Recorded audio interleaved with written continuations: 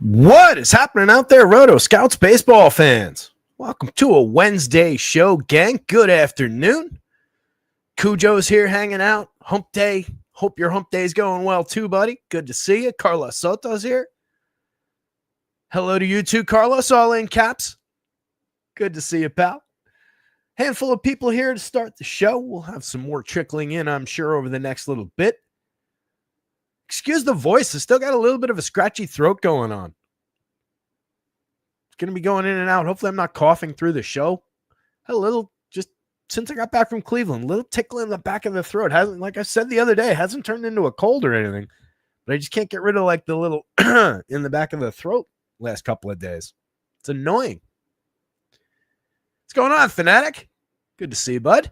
Doing well. Decent night last night. I only played, 10 lineups. Finished one of them in like 20-something on FanDuel. Tiny little profit, but, fun day. Didn't go over the top with any lineups, but I thought we had some success across way ahead of you. Fanatic. Light a joint. It'll help. That's how we start the day when we're doing projections sometimes. Get everything loaded up. We had good start to this afternoon. I threw the early slate projections up there for FanDuel, broke it up in a stupid way. Started with the noon game. Went with a, 3-gamer. Two slates on FanDuel, one on DraftKings, but there was a game lopped off on either side on DraftKings. So it was annoying to put together. But I woke up this morning not realizing it was set up that way and just said, let me throw that up on the site for fun. Bad decision. But hopefully that went well for the people who played it. I haven't really tracked the results as I've been putting this one together. Got some confirmed lineups in for this slate. Looking pretty good. Really sharp pitching slate. Should be a fun one. See if we got any other confirmed lineups. I just threw an update up on the site through the last confirmation, which was the Yankees lineup about 10 minutes ago. So we're good there. Just updated the Vegas board a few minutes ago. Some open space up here from where the other slate was. I took it out so that it wouldn't jumble up our board here. We've got some good ones. It's that first game is not on the DraftKings slate. So this slate is also broken up a little bit differently. FanDuel starts at 6:45, includes the Texas at Boston game, which is a good one for offensive upside. And then DraftKings picks up at 7:05 with the Padres and the Yankees and runs through the end of the slate. So we got 8 on FanDuel. We got 7 on DraftKings. Let me mute my phone here.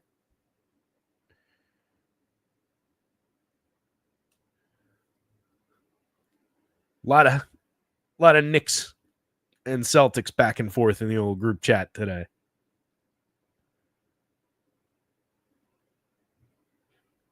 All right. So the Rangers at the Sox, 9.5 run total in Fenway. Pretty solid. It's Tyler Mahle on the mound. He hasn't been pitching poorly for the Rangers. It's Tanner Houck. It's been a little bit up and down. Really, there's just one gigantic, terrible game that kind of skews his numbers a little bit. Last start was pretty solid. 7 innings, just an earned run, struck out 6 against Toronto at Toronto. That's a very good start. He is that good. He's had a couple other shaky ones, a couple 4-run games. But really, the one disaster game is really skewing his numbers a little bit. It's better than he's looked. But a mid-4s total for the Rangers, a 5+ total on the Red Sox side. I think we're mostly looking bats in that one. Padres at the Yankees, good pitching matchup here. It's take that one again. It's Dylan Cease on the mound for the Pods. It's Max Fried going for the Yanks. Just an 8-run total in Yankee Stadium, but the Yankees are pulling 4.64 of that in an implied total on their side, so they're getting a little bit more of the upside. Fried has been going very well. He's also one of the better options for depth. Typically, we're working beyond the 6th, or through the 6th anyway, potentially into the 7th. He's pitched in the 7th or hasn't finished the, he's finished the 7th 3 times, has pitched in the 7th one other time, pitched into the 8th the one time he had the no-hitter going. The strikeouts are all over the map with Fried, but he's very good at keeping the ball in the yard. It's an interesting spot. The Pods just drawing a 3.5 implied total. But the Yanks may be a little bit more vulnerable, Dylan Cease, but he's such a good strikeout pitcher that we could easily see him break off one of those starts against the Yankees where he whiffs, 8-9 guys and their bats just don't matter. So it's a spot to watch for sure. Phillies at the Rays. Seen some offensive upside on the Philly side. They're going up against Shane Baz, who's been good, but he's also been vulnerable to power. Gave up 7 earned in his last start, gave up 5 earned 2 starts before that, but otherwise has been very, very good. So a couple bumpy spots, but a lot of upside in Shane Baz. It's a high danger spot with him, though. Christopher Sanchez on the mound for the Phillies. Very high upside pitcher. He had the one short start where he came out. Last time out, he pitched 5 innings, gave up just 2 earned, struck out 6, walked 3, faced 23 hitters, pretty high pitch count. So we're perfectly fine there. Like the upside for him, not the safest spot in the world pitching in this ballpark, though. We've also got some weather on the board. We'll get into that in a second. The Reds at the Braves. Hunter Green on the mound for the Reds. He's been spectacular this year. A lot of strikeout upside. Just one bumpy start. Gave up 5 earned runs over 3 at Baltimore. Otherwise, has been great. High danger spot against the Braves. They are showing some power. That's his one bump, is that he's given up a fair amount of home runs. There's a lot of that on today's slate. Good pitchers who do give up power. So there's a couple guys in that Braves lineup we're definitely going to be considering for some power upside, but Green looks every bit the part of an ace. Grant Holmes is on the mound for the Braves. He's been pretty good as well. Struck out 9 over 6 innings last time out. Gave up 2 earned runs on 4 hits to the Dodgers. That's a very good start. Could easily tear through the Reds here, but he's also vulnerable to power. The Orioles at the Twins. It's Charlie Morton on the mound. It's Simeon Woods Richardson, 2 of the lower points on the slate as far as pitching goes. Definitely attacking some offensive upside in this one with a 9-run total. 4.25 on the Orioles side, 4.85 for the Twins, kind of standing out. They went off last night after we talked about them. A lot of big offensive spots yesterday. Braves didn't really come through yesterday, unfortunately. Jonathan Cannon on the mound for the White Sox, pushing a pretty solid total toward the Royals, 5.12, the highest non-Coors total, the second highest overall total on the board. It's Michael Wacha going for Kansas City. He's checking that awful White Sox lineup down to just 3.5 runs. Looks like a reasonable start. He's got the depth for 6 plus if everything's going right. He's got enough strikeout upside against that lineup where you can consider him probably going to get a little bit of a popularity bump for the matchup. Coors Field is on the board. It's Tigers and Rockies. We have the same pitching matchup that we briefly discussed yesterday before it got postponed. Jackson Jobe, it's Chase Dollander. Most likely just focusing on the bats. Those are 2 talented young pitchers, but not a great spot with a 10-run total. 5.69 implied on the Detroit side. Rockies a little bit lower end, 4.43 implied total on their side, but not nothing there. Jose Barrios and Yusei Kikuchi round things out in the Toronto and the Angels game for mid-4s totals on both sides. Both vulnerable pitchers. Jose Barrios has always been overrated, but is capable every now and again of breaking off a good start. Last time out against Boston, just 2 earned runs on 7 hits over 6 2/3, struck out 8. Pretty decent start, but shaky enough, has given up a fair amount of runs throughout the season so far. Mediocre. Yusei Kikuchi, incredibly vulnerable to home runs, been pretty mediocre throughout the season so far. Has strikeout appeal, has strikeout upside, but not the best spot for him. Blue Jays are showing a fair amount of power against. We'll take a look at it. Let me get over to the weather.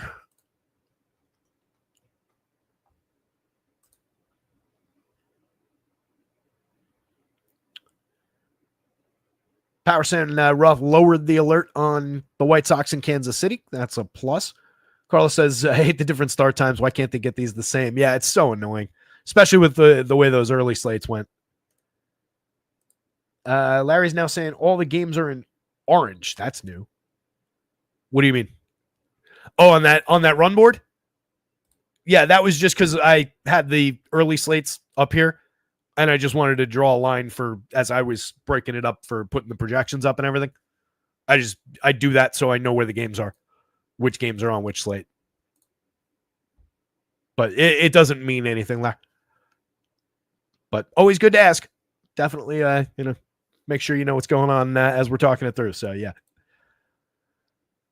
Power saying they're trying to optimize their rake, lower their risk, and not compete between sites to maximize overall losses. Also, yeah, definitely true. FanDuel is definitely chasing the rake maximization by splitting up the slates, even when it's silly. Nobody cared about that first noon game today.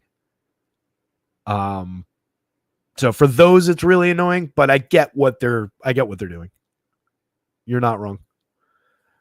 So Hunter Green, as mentioned, It's been terrific. There's tons and tons of upside there. He's a very good strikeout pitcher so far. There are strikeouts in that Braves lineup. 10-6, 9-8. He needs to be very, very good. Needs to pretty much hold them off the board as far as run scoring, as far as slipping and allowing a big home run. Perfect is a strong word, but he needs to be very, very good at those prices. And he's got a lot of stiff competition on the board. Max Fried at 10-5, 9-5, perfectly viable option. Even against the Pods, a pretty good offense. Max Fried is easily good enough to get through that team, hold them to just a few runs. He's good at suppressing power, finding strikeouts. No problems pitching in Yankee Stadium. Love the upside for Fried. Slightly under projected because he's a lower or projected lower than Green because he's a little bit lower end of a strikeout pitcher. But excellent. And again, excellent for upside. Very, very good shot at the quality start. Christopher Sanchez is way too cheap on DraftKings at 7,500. That's just worrying about that injury risk from that last time out. I don't see any reason that he should be that cheap. Just take advantage. That looks like a terrific spot. It is fairly high danger pitching in that ballpark down in Tampa Bay. That lineup's all right, but he is more than capable of getting through them. So excellent spot there. You can see the price difference at 97 on FanDuel. Would play him on FanDuel. Cease against the Yankees, cheap at 85, 8,000. For his strikeout upside going up against that lineup, I know he's hit some bumps this year, but that is a very, very low price for Dylan Cease.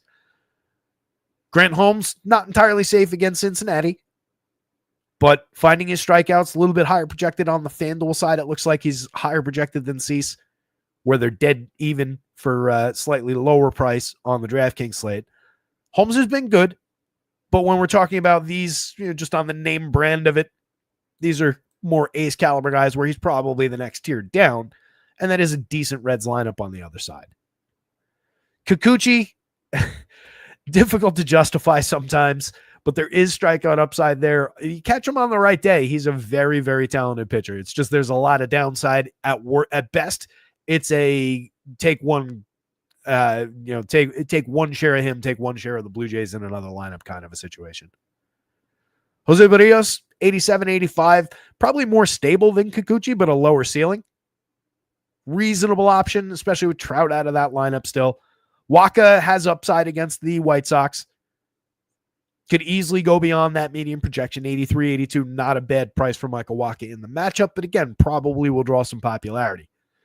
Baz, I don't love against the Phillies here. Again, hard-hitting team in that ballpark with the contact that he's been giving up. He does have plenty of upside. If he finds K's against that Phillies team, there's plenty of scoring available. But 95 is difficult to reach for him, I think, on this pitching slate. There's a lot of options. 88, same deal on DraftKings. If he goes really low-owned and just becomes an exceptional pivot option, then sure, fire away and you can grab additional shares for leverage. But just as a standalone in a vacuum compared to the top of the board, I don't love going to him. Seeing some upside for Harper, Schwarbs, just the power in that lineup. Simeon Woods Richardson, capable enough at those prices. I think he's a viable SP2 for 73 on DraftKings, but I'd rather have Holmes. I'd probably rather take a shot with Kikuchi, certainly Sanchez, way more upside there. No real need to attack Baltimore's lineup, but he's all right.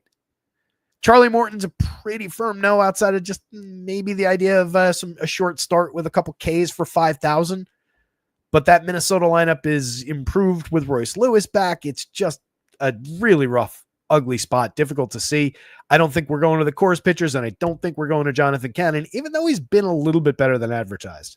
Just not against that Royals lineup. So it's a good board, but it's also kind of short. Like, that's your quality. You've got a little bit of upside there, but it's a little expensive. I didn't talk about Houck and Molly. They're on the FanDuel side only. Fair prices for both those guys, but with both those lineups showing big upside for offense in terms of the implied total, looks a little rough. Molly's been okay, but low strikeout. Houck has been a little bit up and down, and again, one disaster start. Neither guy's safe, but both guys affordable. 76 for Houck, I would probably take a few shots on. He does give you, when things are going right, he does give you a fair amount of depth. And here is that game. The Rays lineup is in. Let me grab that. We have the Red Sox in here? Yeah, we do.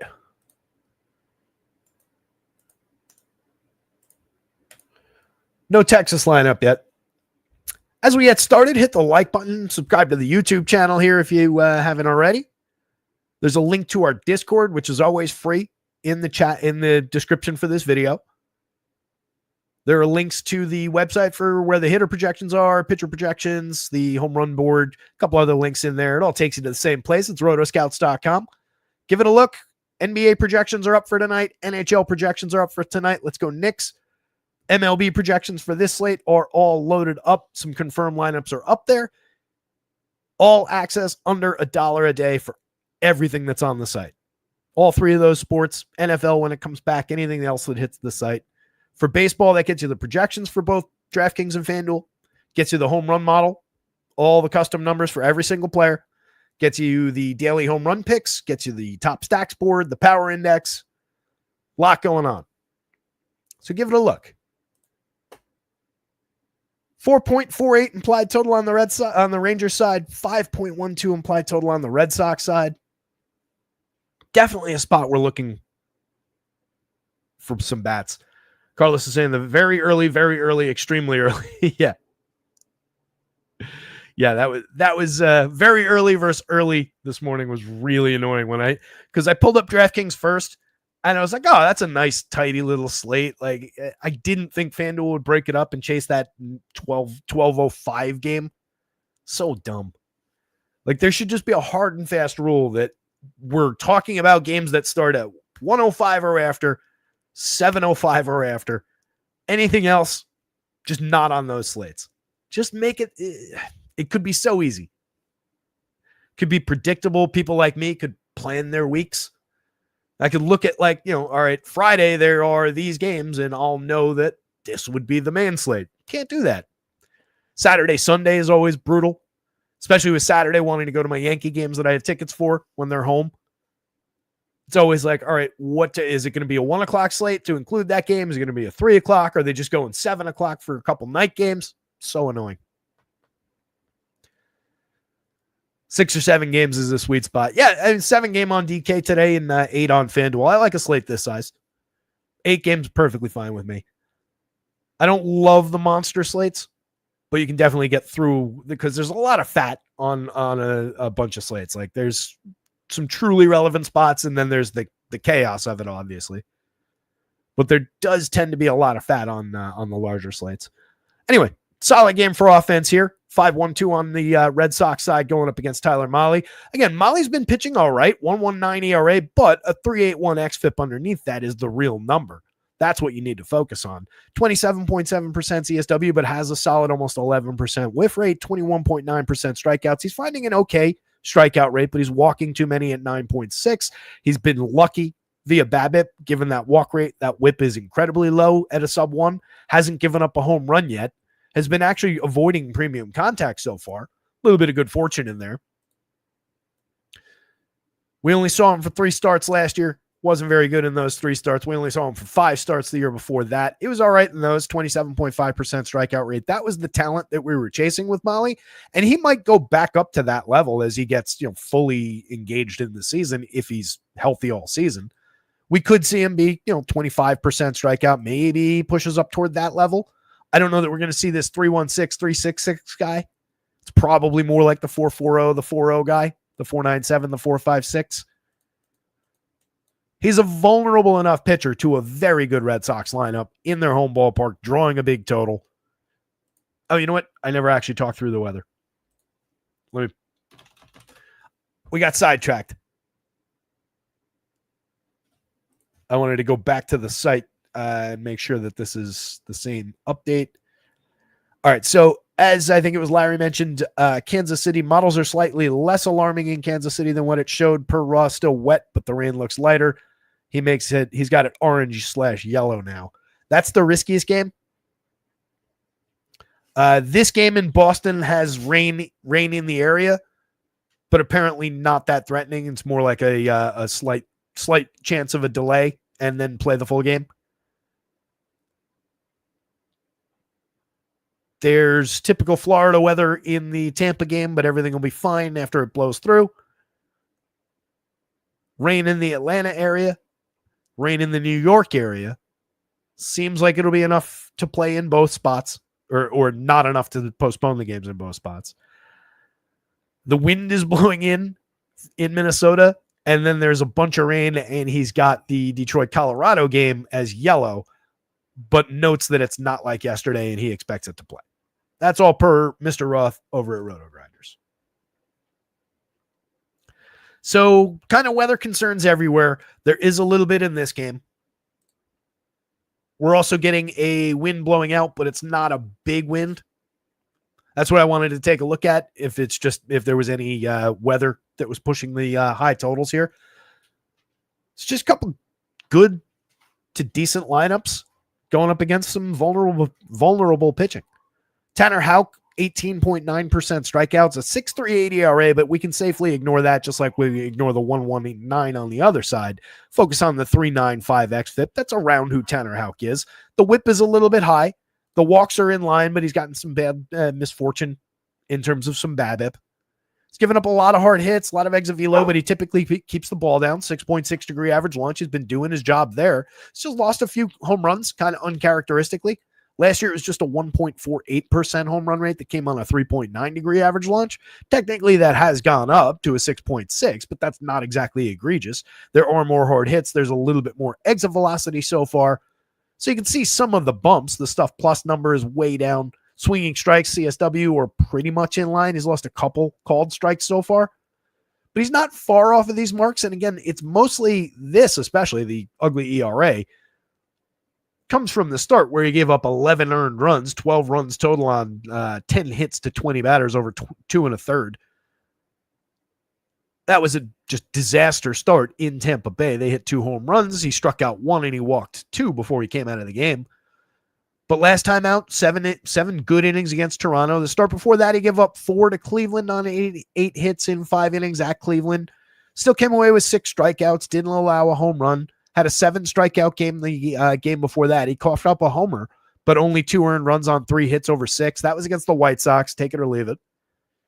So the results haven't been completely tragic, and they've been trending up as you would expect. So maybe you can get away with some Houck at 76.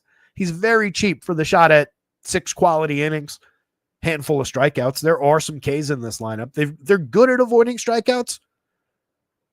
They're not, they're not sub 20%, but they're good. 20.5, 21.7 last year for this same version of the lineup in fair samples.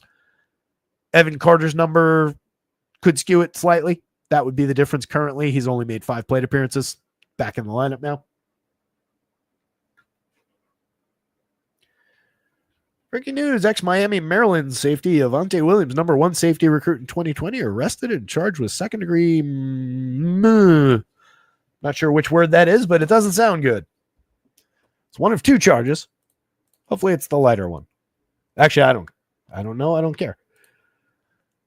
So Houck you maybe could roll the dice with, but it's a tough spot against the Rangers showing that much offense. And same deal with Malley on the other side at a much higher price. Don't really like that option. Red Sox bats very much in play. They're very expensive, though. Jarren Duran, Rafi Devers looking very solid, 6'1", 9.57 in the home run model. No Tristan Casas in this lineup anymore. He's gone for the season. So you lose that big lefty thumper, but it wasn't exactly going well. You still have a lot of quality in this lineup. They're currently using Romy Gonzalez to replace him most days. Romy's kind of interesting. He's always hit the ball very hard. 2 years ago, 13.6% barrels, 42.4% hard hits. Last year in a moderate sample, 8.3% barrels, 50.3% hard hits. Crushing it so far this year in 55 plate appearances. Hasn't hit a homer yet, but a 354 xWOBA. He's created runs 33% better than average VWRC+. He's stolen a couple bases. It's an interesting bat at 27 that fills 3 positions on this FanDuel slate. So there's options from at least 1 through 7. And then you've got 2 playable pieces down at the bottom of the lineup. Since it's not a DraftKings game, we won't talk too much about Connor Wong. He's just kind of a mixer on FanDuel. But viable there since there's no clear-cut first baseman, or if you want Romy Gonzalez, you can put him somewhere else. But the priority bats are Duran, Devers, Bregman. Christian Campbell hitting cleanup, 3,300. Not bad for a kid slashing 288, 389, 468 out of the gate in his career, 367 xwOBA, a 142 WRC plus. He's been outrageously good. 9% barrels, 44.9% hard hits.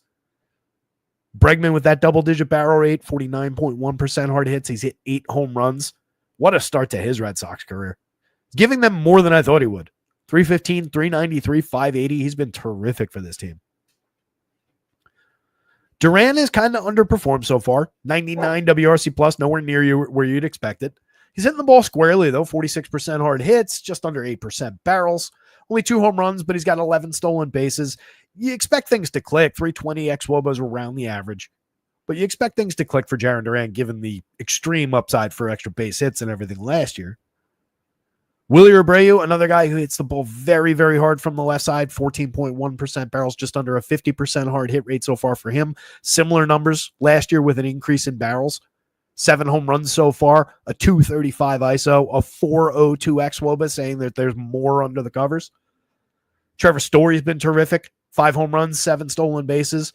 An 89 WRC plus is disappointing given the contact that he's been making, given the counting stats that he's put up. Part of the culprit there is the on base, just a 4.1% walk rate and too many strikeouts to go with that. 299 on base and 299 xwOBA. We might lose some of the quality for Trevor Story, but as long as he continues making contact like this, I'm pretty interested with a $3,400 price tag. And then Wong does always put good bat on ball. He's a decent hitting catcher for a fair price of $2,300. Pretend he's a first baseman if you're going to the Red Sox. Rafael is good for counting stats, but that's about it. 2 home runs, 7 steals. Was similar last year. Low-end producer outside of a few oddball counting stats. On the Rangers side, still no lineup. Little bit more of an impact to the home run upside on the Rangers end, facing Tanner Houck with his ability typically to keep the ball in the yard. This year notwithstanding in the small sample, there is a little undercut to the home run numbers here. Even the home run hitters like Corey Seager, Jock Peterson against the righty, Adolis Garcia, everybody's a little bit more limited than you might see against other pitchers. But it's a very playable lineup given the 4.5 run total. Josh Smith fills multiple positions. Phillies lineup is in. First base catcher, technically the same. I assume that's catcher, right? Yeah. Technically the same thing. Oh, he does have shortstop hiding over there. Jesus. Short, third, second, first, outfield. So that wasn't a C. That was outfield. Josh Smith fills every position on FanDuel for $3,100. He's a mediocre bat. He's not a 330, 406, 489 hitter. 157 WRC plus so far this season. I'm going to shrink that back down. Oops. One click too many. That's a spectacular price for a guy that you can put in any lineup spot if he's hitting in the leadoff role. Direct correlation with Wyatt Langford, Corey Seager, Jock Peterson. That's exactly where you would want him. But again, he's not this guy. He's much more the guy who started out kind of that way last year and declined to a 258, 337, 394. Perfectly serviceable numbers. Over 592 plate appearances. He had 13 home runs, stole 11 bases, created runs 11% better than average. It's just he's never as good as he starts out and as he looks. But catching him at any position for that price, perfectly serviceable. $3,600 for Wyatt Langford. Great price for a kid going 292, 364, 531 so far with a 240 ISO. 6 home runs, 4 stolen bases, making excellent contact. Corey Seager, the contact is right where it's supposed to be. Basically directly in line with last year and the year before's numbers. Strikeouts, walks, right around where they're supposed to be. 286, 337, 451 so far. 4 home runs. 165 ISO is a little bit low, but a 401 xwOBA telling us that everything's going to be perfectly fine. And then some. 123 WRC plus so far. Just fire away with Corey Seager. He's only 3,300 on FanDuel for a 6.36 in the home run model today. Jock still hunting for his first home run. It's been pretty ugly. 98 pretty bad plate appearances. 9 WRC plus. He's been 91% worse than average so far. We're just hunting for the Jock Peterson that we know is in there somewhere against a righty. So if he's in the lineup, I think you include him. He's gotten very cheap at $2,400. Marcus Semien also scuffling. 315 xwOBA tells us there should be some normalization in here, but it's back up to more an average hitter rather than a exceptional hitter. The good thing is he's no longer priced like an exceptional hitter. 2,600 at second base is perfectly reasonable. Does have an 8.1% barrel rate. It's only hit 2 home runs off that. There's no real good indicators to talk about in here other than the history with the player that we know is there. Fairly low strikeout, relatively high walk. Adolis has been a little bit challenging as well. 236, 289, 390, but a 336 xWOB under that. 15.1% barrels and 49.5% hard hits. Just needs to continue making that good contact, and the numbers should normalize. So very playable option there. He's gotten cheap too. 2,900 is an excellent price for him. Evan Carter at 23. Another good bat. In 162 plate appearances last year, wasn't that good. In 75 the year before, 306, 413, 645 with a 339 ISO, 5 home runs, 3 stolen bases. The truth is somewhere in the middle over those 200-ish plate appearances, or 230-ish. But this is a kid who's supposed to be a good bat. Drew a fairly high walk rate in those samples. A lot of strikeouts, but a decent lefty stick for 2,300 in the outfield. Jonah Heim has a little bit of power from behind the plate for 2,800. You can mix and match your way through him. And then Josh Young at 29, a very solid righty at the end of the lineup. 263, 298, 394 for him, but a 317 xWOBA. He's hit 2 home runs and stolen 2 bases in his 104 plate appearances, making very good contact at an 11.7% barrel. It's a very good hitter down lineup. Red Sox bats, Rangers bats. Tanner Houck, then Tyler Mahle, given the pricing and the matchups. Bat's more important than pitching in that game. Padres lineup's not in yet. Excellent pitching matchup here.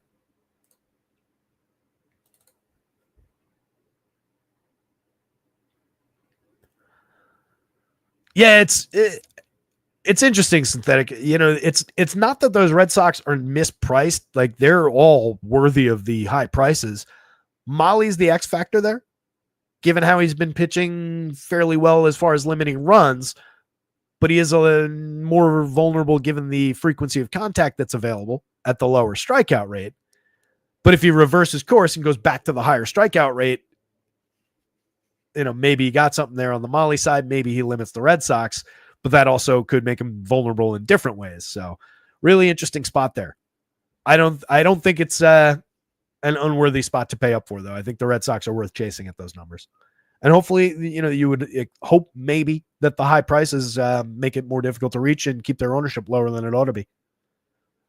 346 implied total for the Padres, 464 for the Yankees. It's a lot of credit to the Yankees there for Dylan Cease's 5.61 ERA coming into this game. He's got a 4.04 xFIP, which is much more reasonable. 25.3% strikeouts with a 13.6% swinging strike rate is what I would focus on with him. It's down a little bit from last year. Several points of strikeout rate, couple points of swinging strike rate. Stuff plus has come down notably. There are definitely some things to keep an eye on here, but all of these things in a vacuum are still very, very good. Just a couple wonky results with some runs. Not really worried about Dylan Cease. I think we see the ongoing return to form. He's always walked a few too many. 3.47 ERA with a 3.43 xFIP last year, just a 1.07 whip despite an 8.5 walk rate. This year, that's gone up to 9.7 so far in the small sample, but that doesn't justify an uptick from this whip to that whip. Last time out, just 4 innings. The time before that, just 4 1/3, just 5 innings before that. That would be kind of the concern. 6 strikeouts, but 4 walks, 3 strikeouts and 3 walks.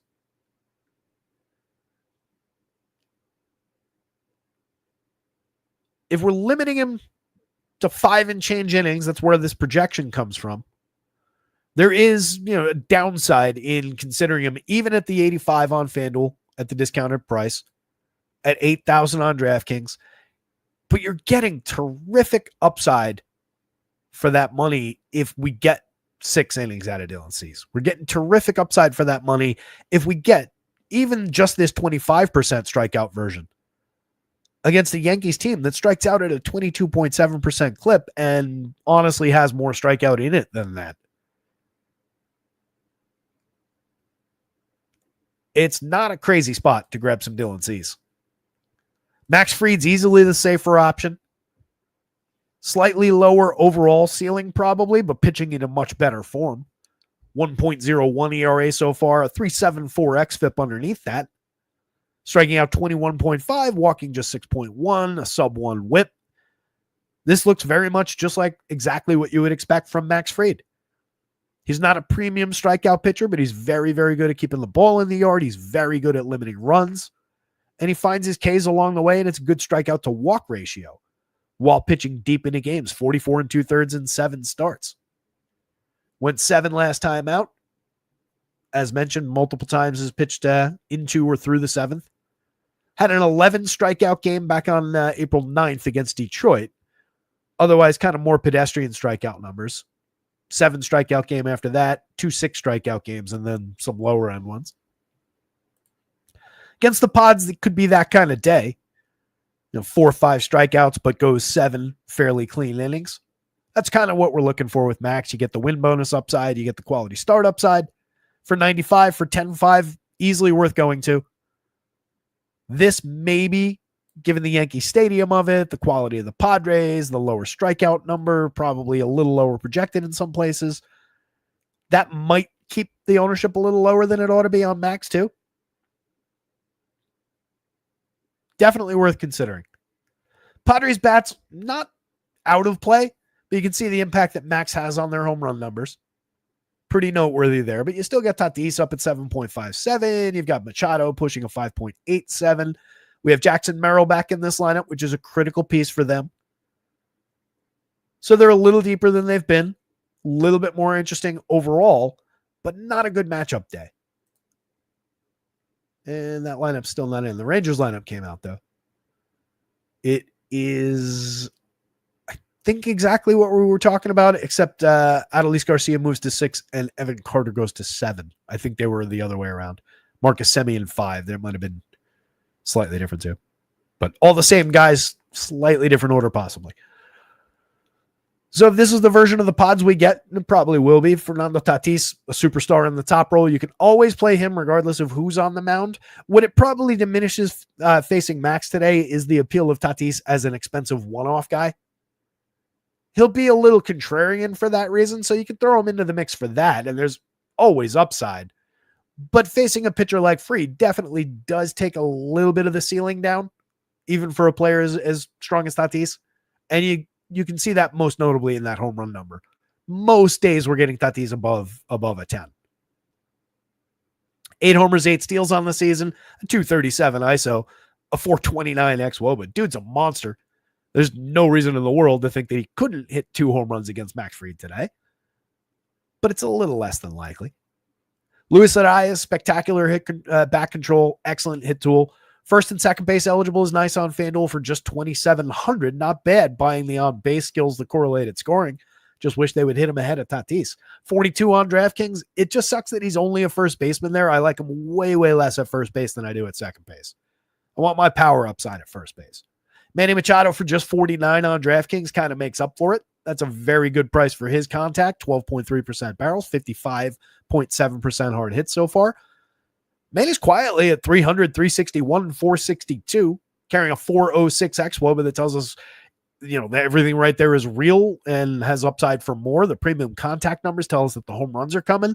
He's got 3 on the season, 7 stolen bases. The fact that he's stolen 7 bags, he's running. This is all very, very strong for Manny Machado. I don't really understand why he's only 4,900. 34 on FanDuel is a reasonable price too. Xander Bogaerts, I get why he's relatively cheap.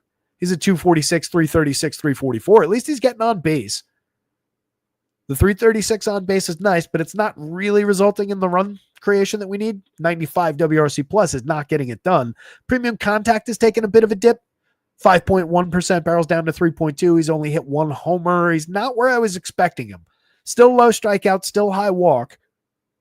I think we come around over time, but it's getting a little dicier. 6 stolen bases on the year has padded fantasy scoring. Jackson Merrill at 52-34. Excellent 45 plate appearances so far this season. Missed a lot of time, but definitely a key bat for them. Premium contact galore. Just plop them into the outfield at 34-52. Not a bad option at all.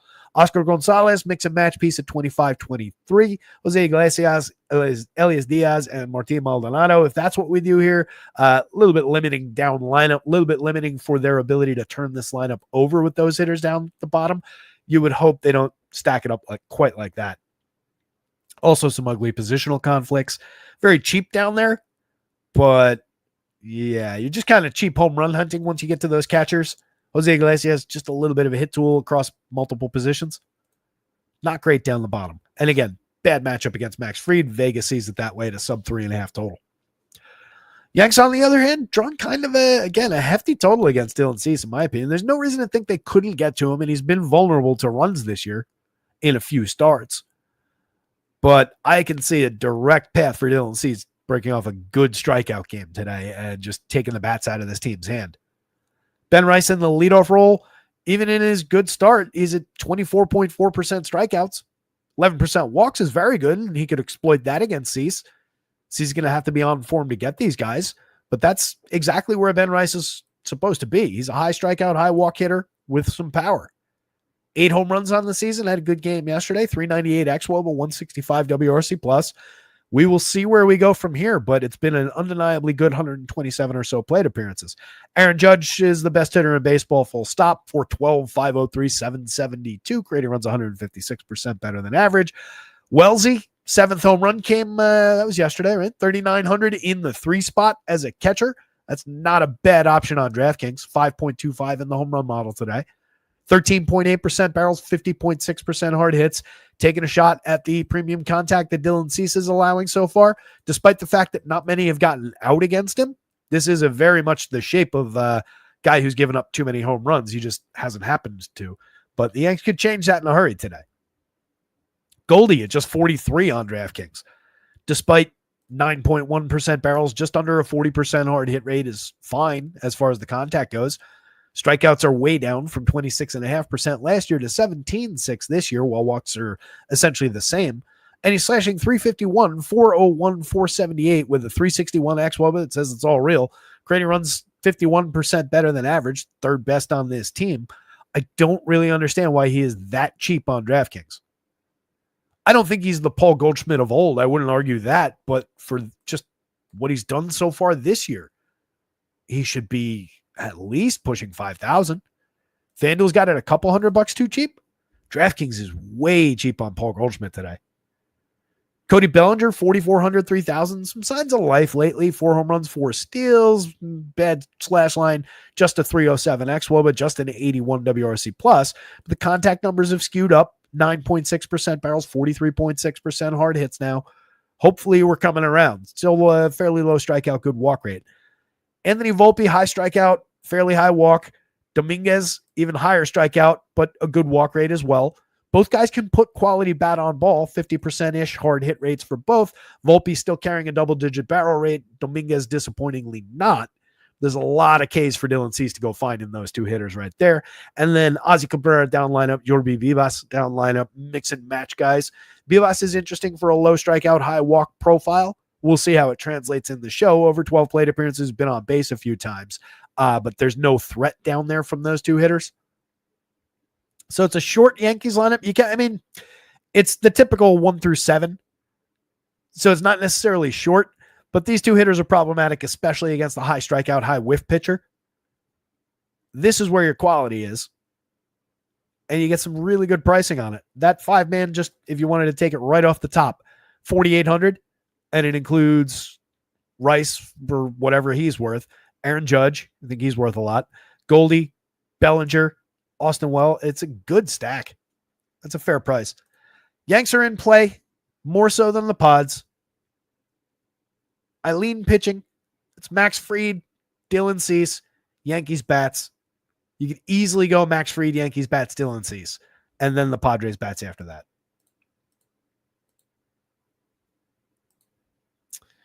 Both lineups in for this game. There is rain in the area in Tampa. Remember, they no longer play in a dome. They play in a minor league ballpark now. But all reporting is that it's just typical Florida passing storms. I think the Rays is in here already, right? Yeah. Greg B. and Cohn, what's going on, buddy? Good to see you. Late again. No worries. There's no real hard start time for this thing. It bounces around all the time. Speaking of, hit the notification button if you want alerts for when we schedule this thing. Subscribe to the channel so you get it on your radar. I don't actually know what the difference is between subscribing and just asking for notifications, but either way, subscribing I know helps. We're trying to get that up to 1,000 subscribers. Oh, that's fun. My niece has a ballet recital that I'm going to on Saturday. Projections will be up on the website, taking care of it remotely, but on the road again a little bit this weekend down in Central Jersey. We're going to Pete and Elda's for the, if Larry's out there, I'm sure Larry knows that place. We're going there after her ballet thing. Eat a whole pie. Get a t-shirt. Fun place. Phillies, Rays. Shane Baz on the mound for the Rays, 26.1% strikeout, very solid. Giving up a lot of premium contact, though. That's what worries me about that spot in this ballpark against this Phillies lineup. You can see they're drawing a 4.3 implied total, not nothing. Not the highest on the board, obviously, but definitely worth chasing. 10.68 in the home run model for Harper, 13.8 for Schwarbs. A couple other guys well over halfway. Baz is giving up an 11% barrel rate, 41.8% hard hits, 90-plus miles an hour of exit velo. A little bit of good fortune in there to not have given up a 4+% home run rate. He does have excellent stuff. The strikeouts are real and could go up from here. 10.3% swinging, 28.2 CSW. Kind of defies a little bit that stuff plus mark. But he's been good for finding his Ks. 3.86 ERA with a 3.95 xFIP, essentially exactly who he looks like.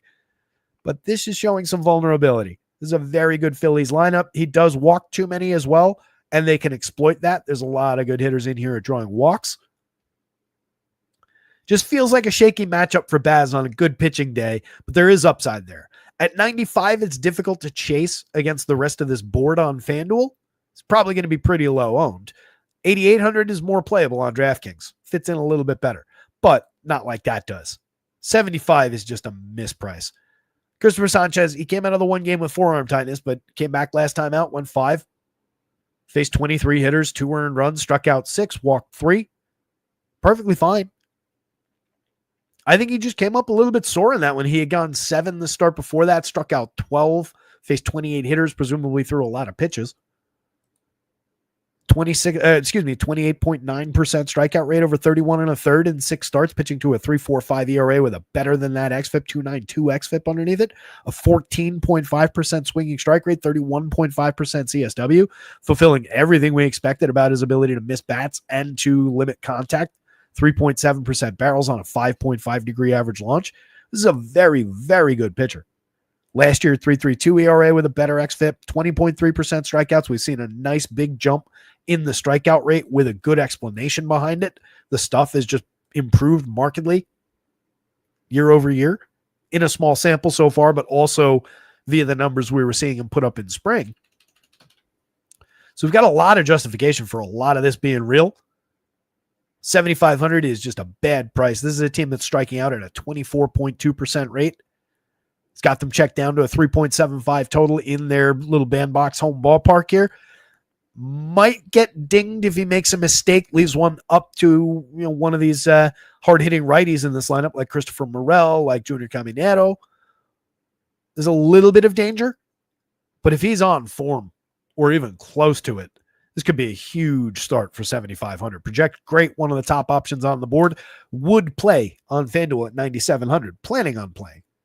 Excellent option on both sites, but spectacularly so on DraftKings. Phillies bats very much in play. Bryson Stott in the leadoff role for 47 at second base, 31 at second or short on FanDuel. Easily playable, gets on base, sets the table for the rest of this lineup, but does need a lot of help from his friends most of the time. He's hit 2 home runs, stolen 7 bases, though. Little padding for scoring via the counting stats. Trey Turner up to 301, 372, 368. Not hitting the ball particularly hard has been the one difference so far with Trey Turner. Just 2.8% barrels, 38.7% hard hits. Both contact metrics down. Just a .068 ISO. Kind of uncharacteristic, 1 home run on the board, but everything else is fine. Even if he's just a table setter who drives the ball effectively enough, hits 300 plus, comes up with run creation, I think that's fine in the role we've got him at. And at 5,000, 3,000, it's not like he's priced 1,000 more than that, like a superstar anymore. He's just priced like a very good player now. So I think he's easily fine and maybe a little bit underrated at this point. Harper double-digit barrels, 10.9%, 48.5% hard hits. He's just at 241, 365, 421, kind of scuffling his way through the beginning of the season a little bit. A 180 ISO, but 6 home runs, 6 stolen bases, a 374 xWOBA that's very encouraging. You fire away with Bryce Harper shares and just don't worry about it. He's going to be perfectly fine by the end of the season. 121 WRC plus. He's been good. He's just not been superstar Bryce Harper. We see that come and go sometimes. End of the season was a little bumpy last year. Schwartz has been terrific. 12 home runs on the board already. A 589 slug, a 331 ISO, 434 xWOB underneath that, 15.4% barrel. He's one of the best power hitters in the league. He's even cut strikeouts this year, 21.2% so far, walking at a 17.9% clip. He's just absurdly good. Going up against, again, that kid allowing this kind of contact, I almost regret not making him the home run pick of the day. I've just used him a few times already. We hit with him the other day. I love the upside for Schwartz for a home run today. Nick Castellanos, 42-29, 4 home runs on the board, a good slash line so far, creating runs in a 19 points above average. Max Kepler, 20 points above average for run creation, a 200 ISO, 376 xWOB underneath, 11.4% barrels and 50% hard hits. This looks like the good version of Max Kepler. Phillies might have a bargain on their hands there. JT Realmuto at 37-28. Always playable at the catcher spot. 11% barrels is very encouraging so far. 335 xWOBA. He's kind of underperformed that number, but he's hit 3 home runs. He's stolen 4 bases. Looks like JT Realmuto still. Alec Boehm has been disappointing so far, but we know there's tons and tons of upside there in terms of his ability to put bat on ball, miss strikeouts, draws walks occasionally, but it's just more about the high frequency of bat on ball. And typically we're getting very, very good contact, which has been the case this year, despite the poor results. So continue to include Alec Boehm. He's just cheap now. He's has both corners on FanDuel, 3,000 at third base on DraftKings. Great option to help average down the prices. And then Johan Rojas, playable outfielder. 302, 343, 413 so far. Creating runs 9% better than average. Last season was all right. No, it was the year before that he was all right. 164 plate appearances, 302, 342, 430. Creator runs 9% better than average, swiped 14 bags. Last year, he stole 25 bases over 363, but was otherwise a little bit bumpy, just a 68 WRC plus. But Phillies, 1 through 8, very playable, and then a bolt-on part that's not bad in the 9 spot. Dangerous spot for the Rays. I wouldn't get too excited about the low pricing on the Rays. Even if we're only getting like 5 and change of Sanchez, it's still not a great spot. Phillies do have good arms in that bullpen, some up and down performance from that bullpen this year, but some good arms out there. And Sanchez is just so likely to keep this lineup down. You do see good power marks, 3 guys above a 9. One of them is Brandon Lau, who typically does scuffle more against lefties. He drops in the lineup, but he's in the lineup against the lefty today. Chandler Simpson dipping all the way to the bottom spot is interesting, at least as a wraparound if you're going to this team. 37-27. Just for the speed, the hit tool is really interesting from down there because you can put them back ahead of these righties and you get a lot of correlated scoring upside there if this team happens to connect. But really, it's all about those 3 righties at the top of the lineup. Yandy Diaz for cheap, 39-28. If this team's going to get going against this pitcher, he's got to be a big part of it. Solid hard hit rate. 312 on base, 257, 312, 421 this season, but a 349 xWOBA should correct the rest of those numbers. 112 WRC plus, despite the slow start, he has hit 5 home runs. This ballpark does favor power. So there's upside there. Christopher Morel puts great bat on ball, has a phenomenal swing, just misses the ball way too much. 39.4% strikeouts so far this year. A lot of whiff in his game, but when he connects in a big, big way. 3 home runs on the board, a 334 xWOBA, 20.8% barrel rate is what we're focused on. Junior Caminero, 9.9% barrels, 50.5% hard hits. I just spit all over the screen. He's hit 6 home runs, 326 xWOBA, 188 ISO, just below average for run creation. Tons and tons of upside in this kid.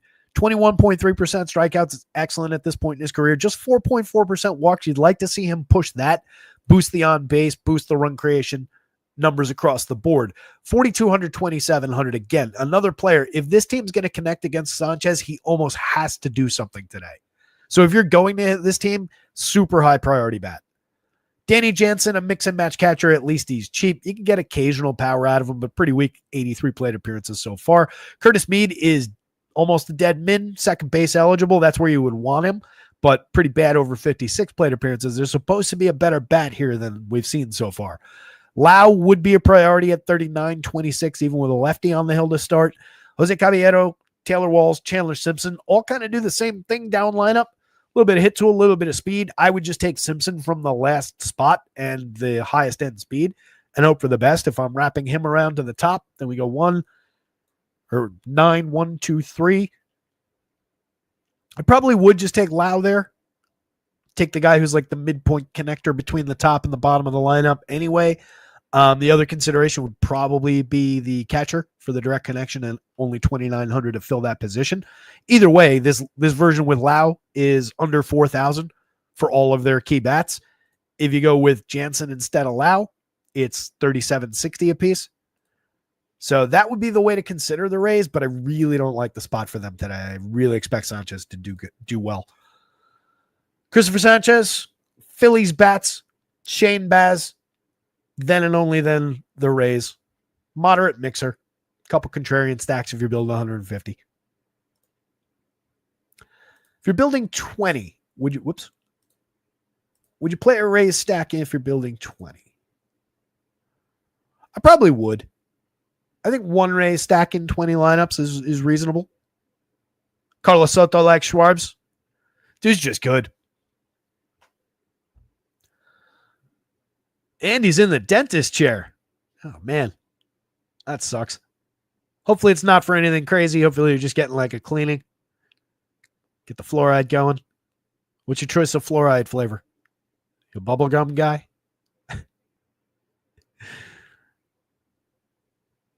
Who's Pete? Oh, Pete Nelda. Yeah. Yeah, that is good pizza. It's easy to plow through that pie, though, because it's like a super thin crust. So it's not like eating like a big, like actual Jersey pie. Very, very thin, but good place. Yeah, I like it a lot. We used to go there a lot after Thanksgiving.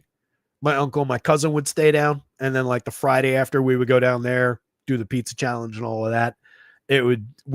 My sister started a tradition where they would arrive on Thursday and everybody would literally weigh in, and the winner would be the person who like gained the most weight over the 3 days, because it was a lot of eating.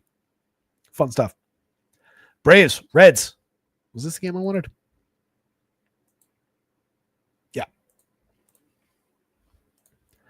Yeah. We've got both of these. Reese Hines back in our lives.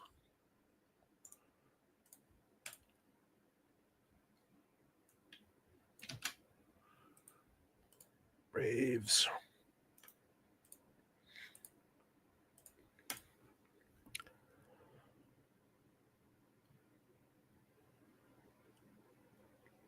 Jacob Hurterbeest in the lineup, too. Boy, some luminaries down the bottom of the lineup for the Reds today. Hunter Green, 9,800, 10.6. Very expensive. Top of the board projection-wise. Best strikeout option on the slate so far this year. 33.3% strikeout rate over 42 and 2/3, 7 starts. Pitching to a 2.53 ERA with an excellent 3.10 xFIP underneath it, supporting the upside.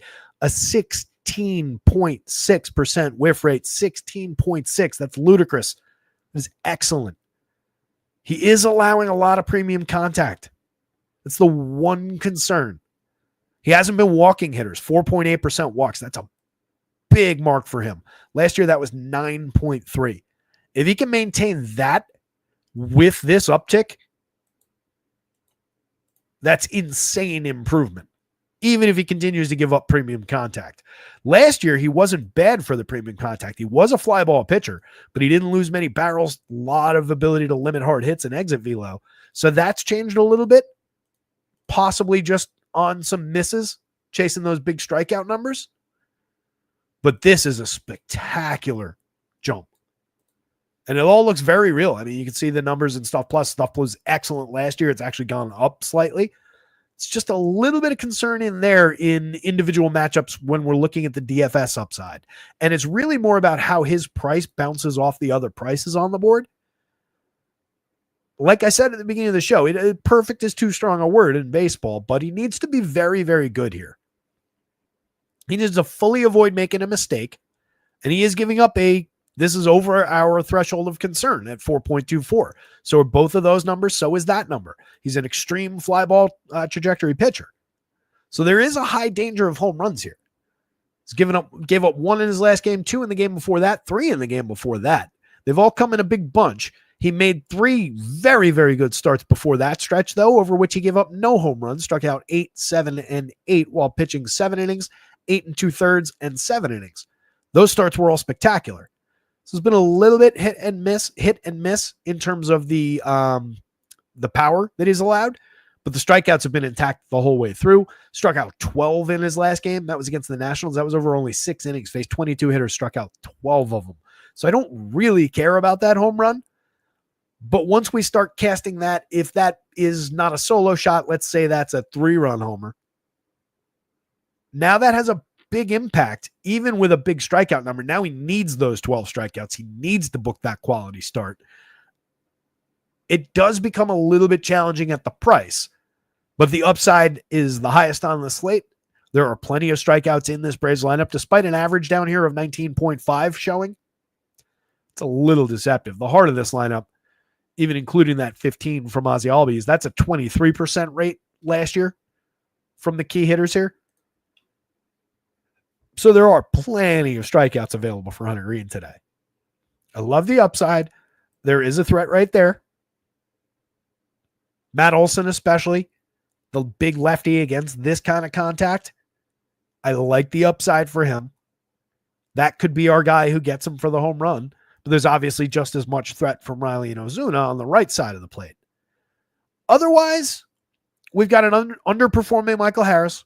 We've got a somewhat underperforming Ozzie Albies. We've got a pretty weak bottom third of the lineup with Eli White, Drake Baldwin, and Nick Allen down there. All 3 of those guys are hitting a little bit in terms of average. They're getting on base at an okay clip. They haven't been bad, but they're also not good. Baldwin's been making some decent contact, but he's no Sean Murphy. 2 home runs on the board, a 344 xWOBA to support the numbers. He's very cheap. You could easily include him if you go to the Braves, but it's not like a big threat like Murph might be.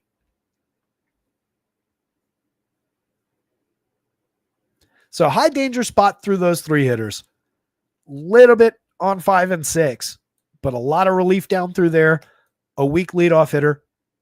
70 plate appearances is at 297, 357, 406. He's been fine. He's been creating his runs. We've looked at him a bunch of times. You guys know I don't like the bat. In that role, at that price, he is a part of stacks if you're going to the Braves because of the direct correlated scoring with the bats that you actually want. He's the guy that's likely to score the runs if one of these guys hits a home run. So you do include him, but he's the least appealing hitter in this lineup, in the top 6 anyway. Riley's hit 8 home runs, over 155 plate appearances. He's looking like his old self. Ozuna's down a little bit last year in the slash line on the front end at 275 at least, but 433 on base, a 450 slug. He's hit 5 home runs, a 411 xWOBA, making very good contact, just continuing his excellent year from last year. Olson's been down a little bit, but the premium contact, as we've looked at a bunch of times, is up from last year and looks exactly like it did 2 years ago when he hit 180 home runs, 54 home runs in 720 plate appearances. Can I interest you in that kind of power? Because that's the kind of contact he's making this year. And again, it's coming against a guy who's given up that so far this year. It's not a safe place for Hunter Greene today. Extreme upside, easily the most desirable pitcher on the board, but not safe. Albies at second base for just 46. I'm very interested. The contact has always been like kind of in this range. Even in this year when there were more barrels, there was still a sub 40% hard hit rate. It just puts a lot of quality bat on ball still. Low strikeout, fairly high walk. He's hit 5 home runs. He's stolen 5 bases. I expect this to continue to get engaged despite a very low xWOBA so far. Michael Harris, there's a little bit more concern, I think. 215, 232, 333. Despite him having the better xWOBA, I feel like he's just the one who's missing a little bit more. Walks are down at just 2.8%. Barrels and hard hits are down. But still a very good player for 42.28. And then, like I said, the bottom of that lineup is not that desirable. On the red side, if we're attacking Grant Holmes for let me go do that the other way around. If we're looking at Grant Holmes for 7,400 on DraftKings, he's in the SP2 conversation. 84 on FanDuel. He's loosely in the discount discount starter conversation. 4.24 ERA with a 4.16 xFIP kind of is who he is. A lot of hard hits, a lot of barrels, over the threshold for home runs. 25% strikeouts is interesting. 10.5% swinging strike rate is interesting. Way too many walks. He's facing a team with a few guys in this version of the lineup that have high walk rates.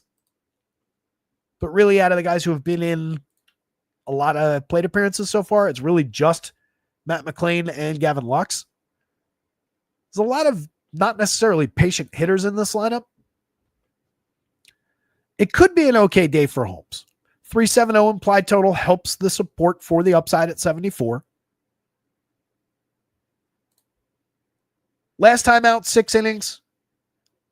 Failed to reach that in 2 straight starts before that. One included a 6-run game against the Diamondbacks, 5 2/3, faced 24 hitters, gave up 6 on 5 hits, allowed 3 home runs in that game as well. He's given up 4 home runs in his last 2 games. That pushed that number up a little bit. He struck out 9 last time out, though, against the Dodgers. 6 innings, 9 strikeouts, 2 walks, a home run allowed, but only 2 runs, 4 hits. 7 2/3 against the Blue Jays back in mid-April. 4 strikeout game, but allowed a homer, 3 runs on 2 hits. There's quality here. I think he's very playable as an SP2 option at 74 on DraftKings. But I think you can throw some Reds bats at him all the same.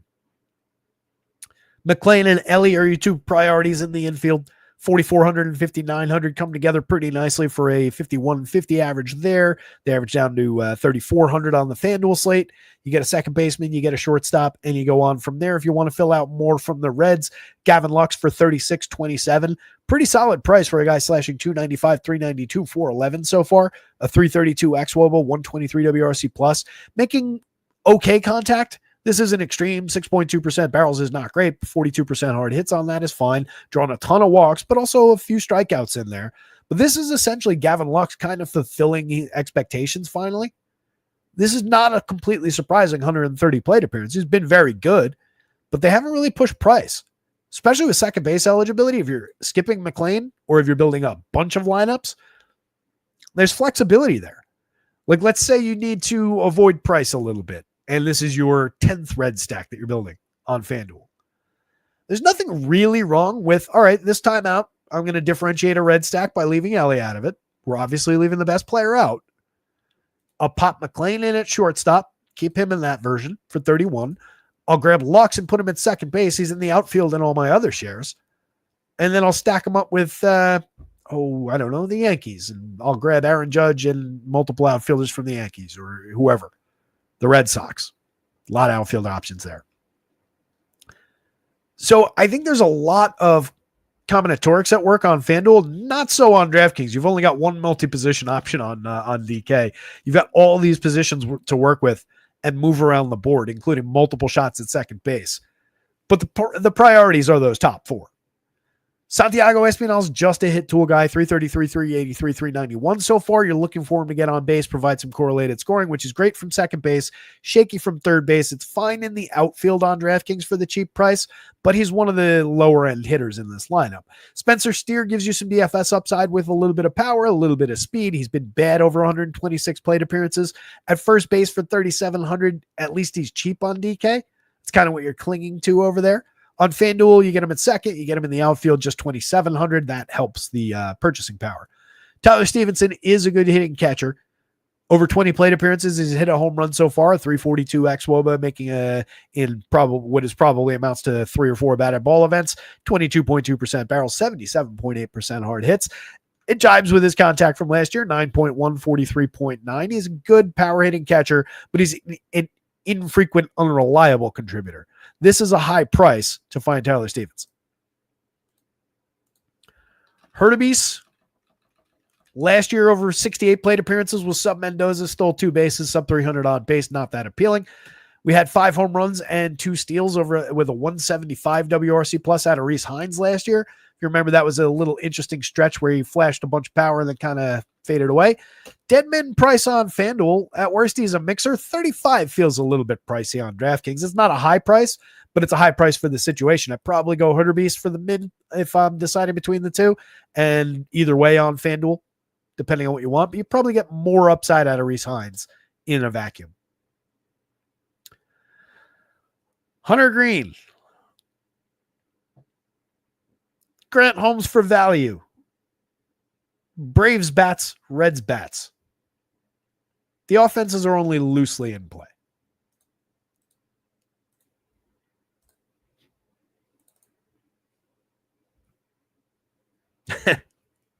Andy enjoyed the dentist humor.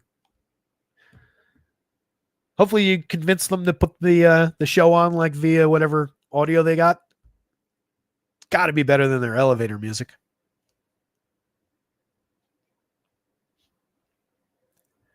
Power says from a Buffalo guy who prides themselves with great food, Grimaldi's is actually really good pizza. Yeah, I like Grimaldi's. There's one of those in Hoboken for a bunch of years.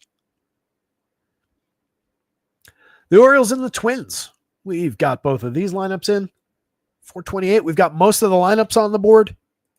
Once we're done here, the site will get updated with all the current lineups, current projections.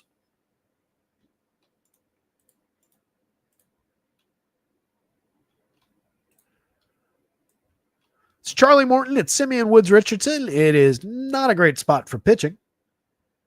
Should be a good spot for bats. Charlie over 5 starts, 27 2/3, 18.1% strikeouts, 14.6% walks, a 9.76 ERA, a 5.43 xFIP. Really concerning premium contact. I think it's safe to say we're probably finally at the end of the line with Charlie Morton. It's been a good run, but it looks pretty over. Not a lot to cling to here. 5,000 if you're inclined to take shots. That's your cheap Apple box guy of the day. But it's very difficult to see. Even with a 12-ish projection, 24-ish on FanDuel for your 6,400, I really have a hard time envisioning much success here. The model's got a long memory. Last time out, just an inning. That was in relief. 2 1/3, 3 2/3 in relief. 2 1/3. So, I mean, we're at most getting 5 innings here. If he's going right, very dicey. Had one good strikeout performance early in the season. Struck out 10 Red Sox, but give up 5 earned runs.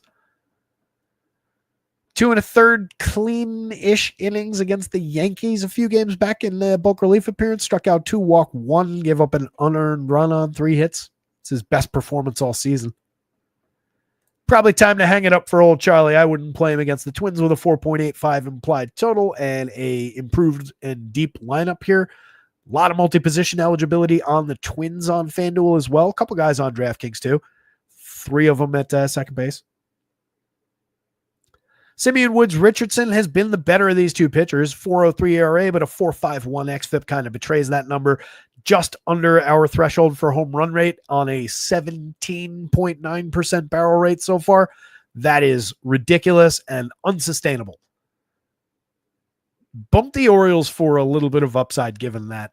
It's very results-based, and it doesn't come through the model for a reason. But if you're going to allow that kind of contact to this team, I like the upside for the O's. 4.25 implied total for their bats. Obviously looking good. Woods Richardson is an okay strikeout pitcher, 23.6% this year. Can't take that away from him. Too high a walk rate, too many guys on base at a 1.45 whip, especially when you're allowing that kind of contact. Just going to equal runs. It's kind of surprising he's been as good as he has been at a 4.03 ERA. Just 24.8% CSW, despite a 10.4% swinging strike rate, means he's not throwing enough called strikes. A lot of flaws in there. Definitely would attack with the Orioles lineup here. Ced Mullins at 53-32, 7 home runs, 5 steals, looking a lot more like Cedric Mullins out after the outrageously good start. But the home runs, the counting stats are going to continue. Should be home runs and steals galore. Love him in the leadoff spot. I just don't like the price on DK at 53. He should never, ever, ever be more than Gunnar Henderson. 52 for Gunnar, by comparison, is a great price. Gunnar, 3 home runs, 3 steals, and 114 plate appearances.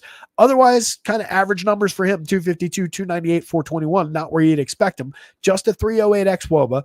Something to watch maybe, but I'm not concerned. I mean, 55.3% hard hits. The barrels have been down a little bit. We're just looking for him to find the timing after missing a little bit of time. 104 WRC+. Not like he's been bad. Adley, cheap at 4,700. 29 on FanDuel, very playable. 4 home runs on the board, a 372 xWOBA, 8.7% barrels, up from his injury-marred season last year. 16.7% strikeouts, right in line with where he's supposed to be. He's pushed walks up a little bit so far this year. Just a 99 WRC+, should be trending higher very, very quickly. Love the option at those prices against this pitcher. Ryan O'Hearn at 45, 3,000 without field eligibility, so there's no positional conflicts if you want Ryan Mountcastle in your lineup. Like that combination of factors. 7 home runs on the board for O'Hearn. We've discussed him a lot. 396 xWOBA, creating runs 74% better than average VWRC+. Excellent premium contact numbers so far this year. We saw that from him 2 years ago when he first joined this team. Dipped a little bit for premium contact, but was still very, very good last year for this team and remains cheap. 45, 3,000 for the production he's provided. Lefty bat against this pitcher. He's been very good for the money. Mountcastle continues to struggle despite the phenomenal contact. 15% barrels, 50% hard hits. When he connects, he hits the ball very hard. He's just seen poor results. Just some bad fortune in there. 204, 243, 315, a 313 xWOBA tells us that at least those numbers will improve, but that's still a little bit low given the ridiculous contact he's made. You're just homer hunting. You're just hunting for a big day for extra base hits. 6.67, second highest in the home run model on this team today. Jackson Holliday kind of normalizing to professional levels here. 272, 337, 435, up to 25% better than average for run creation with a 341 xWOBA, supporting the upside for more. 42.6% hard hits. Quietly rounding into form, and I say quietly because he's only 35 still on DraftKings at second base. That's ideal. 27 with second base eligibility on FanDuel. Sign me up. Love the Jackson Holliday upside. Ramon Laureano is cheap for a guy who hits the ball as hard as he does. 24 on both sides. He's more than just another outfielder. 13.5% barrels, 48.6% hard hits. That jibes with previous contact numbers. He strikes out way too much and doesn't draw a lot of walks. He's always going to be a flawed hitter. There's a lot of any given slate upside there. 3 home runs and 59 plate appearances, carrying a 222 ISO so far. Last year hit 10 in just 300 plate appearances. A 173 ISO, was a positive run creator. Year before was a down year. 9 home runs, 12 stolen bases, just a 147 ISO, 91 WRC plus. Year before that, 13 homers, 11 steals. But you can see the mediocre slash line every one of those seasons. So you're just chasing some good counting stats. But when he's this cheap, he's easy to put in the lineups. Houston Kjerstad kind of giving you the same thing so far this season. We'll see what he actually turns into. And then Emmanuel Rivera at the bottom of the lineup, over 9 plate appearances, has not been all that great this year. Last year, 5 home runs in 302 with pretty mediocre numbers. Year before that, a little bit of quality there. Not much to chase with Rivera at the bottom of the lineup. Twins bats, little bit maybe higher priority given the matchup against Charlie here. Difficult to say. This is a reasonable option for a game stack, honestly. A lot of quality for upside for offense in this game. 9.28 for Byron Buxton in the home run model is worth chasing. 8 homers, 7 stolen bases on the board, a 252 ISO, 332 xWOBA, 16% barrels, and 56.3% hard hits. Those numbers exceed anything that he's done over the last 2 seasons. Small sample still, but that's very encouraging for this hitter. Love the upside for Buxton in an ongoing sense. Really like the bump for plate appearances in the leadoff role. Honestly, too cheap at 51.34. And then everybody else in a good Twins lineup is cheap against a guy who's been like the worst pitcher in baseball so far. I don't really get this pricing. Trevor Larnach for 4,000, 2,800. Yeah, he's at 230, 319, 341. 309 xWOBA, just a 111 ISO, but he's hit 4 home runs. He's making okay contact. The barrels are way down. The hard hits are down a little bit, but this isn't tragic yet. Strikeouts are actually down. Walks are actually up. It's an excellent bat. Larnach hit 15 homers and 400 plate appearances last year. Creator runs 21% better than average. 338 on base. Ryan Jeffers for just 3,800 against Charlie Morton fills the catcher spot pretty well. 48.7% hard hits, 7.9% barrels so far. More upside for barrels over the last couple of seasons. Been low strikeout, pretty high walk. Just 2 home runs, but a solid slash line in his 106 plate appearances so far. Creator runs 28% better than average. A very good 366 xWOBA, encouraging for more. Ty France at 36.27. 3 homers, okay slash line. Positive run creator so far. 385 underlying xWOBA. Again, encouraging for more. Carlos Correa has not been good, but we know he is. 37-27 at shortstop against this pitcher. It's a lot of upside there. Brooks Lee at 32-24. Multi-position eligible on both sites. Cheap price. 2 home runs on the board. More of a hit tool player. Better hit tool than he's displayed so far. But he's super low strikeout. 9.6% so far this year. 14.6 last year. He's put good bat on ball. Uncharacteristic 10% barrel rate. That'll come down. But he might be very low strikeout throughout the season, and we're just looking for frequency of contact from that kind of player. Interesting enough bat, even with the underperformance so far. Royce Lewis went 0 for his first 4 yesterday. We'll see what he does today. Love the upside. We talked about him yesterday. That's a star anytime he's on the field. He's put up excellent numbers when he's been healthy. It's just rarely healthy. Get him while he's here. Get him while he's cheap. 46,300. Excellent price at third base. Willie Castro, always playable. Love him at second base on either side. 4 positions on FanDuel for 26. They're doing you favors with positioning on FanDuel today.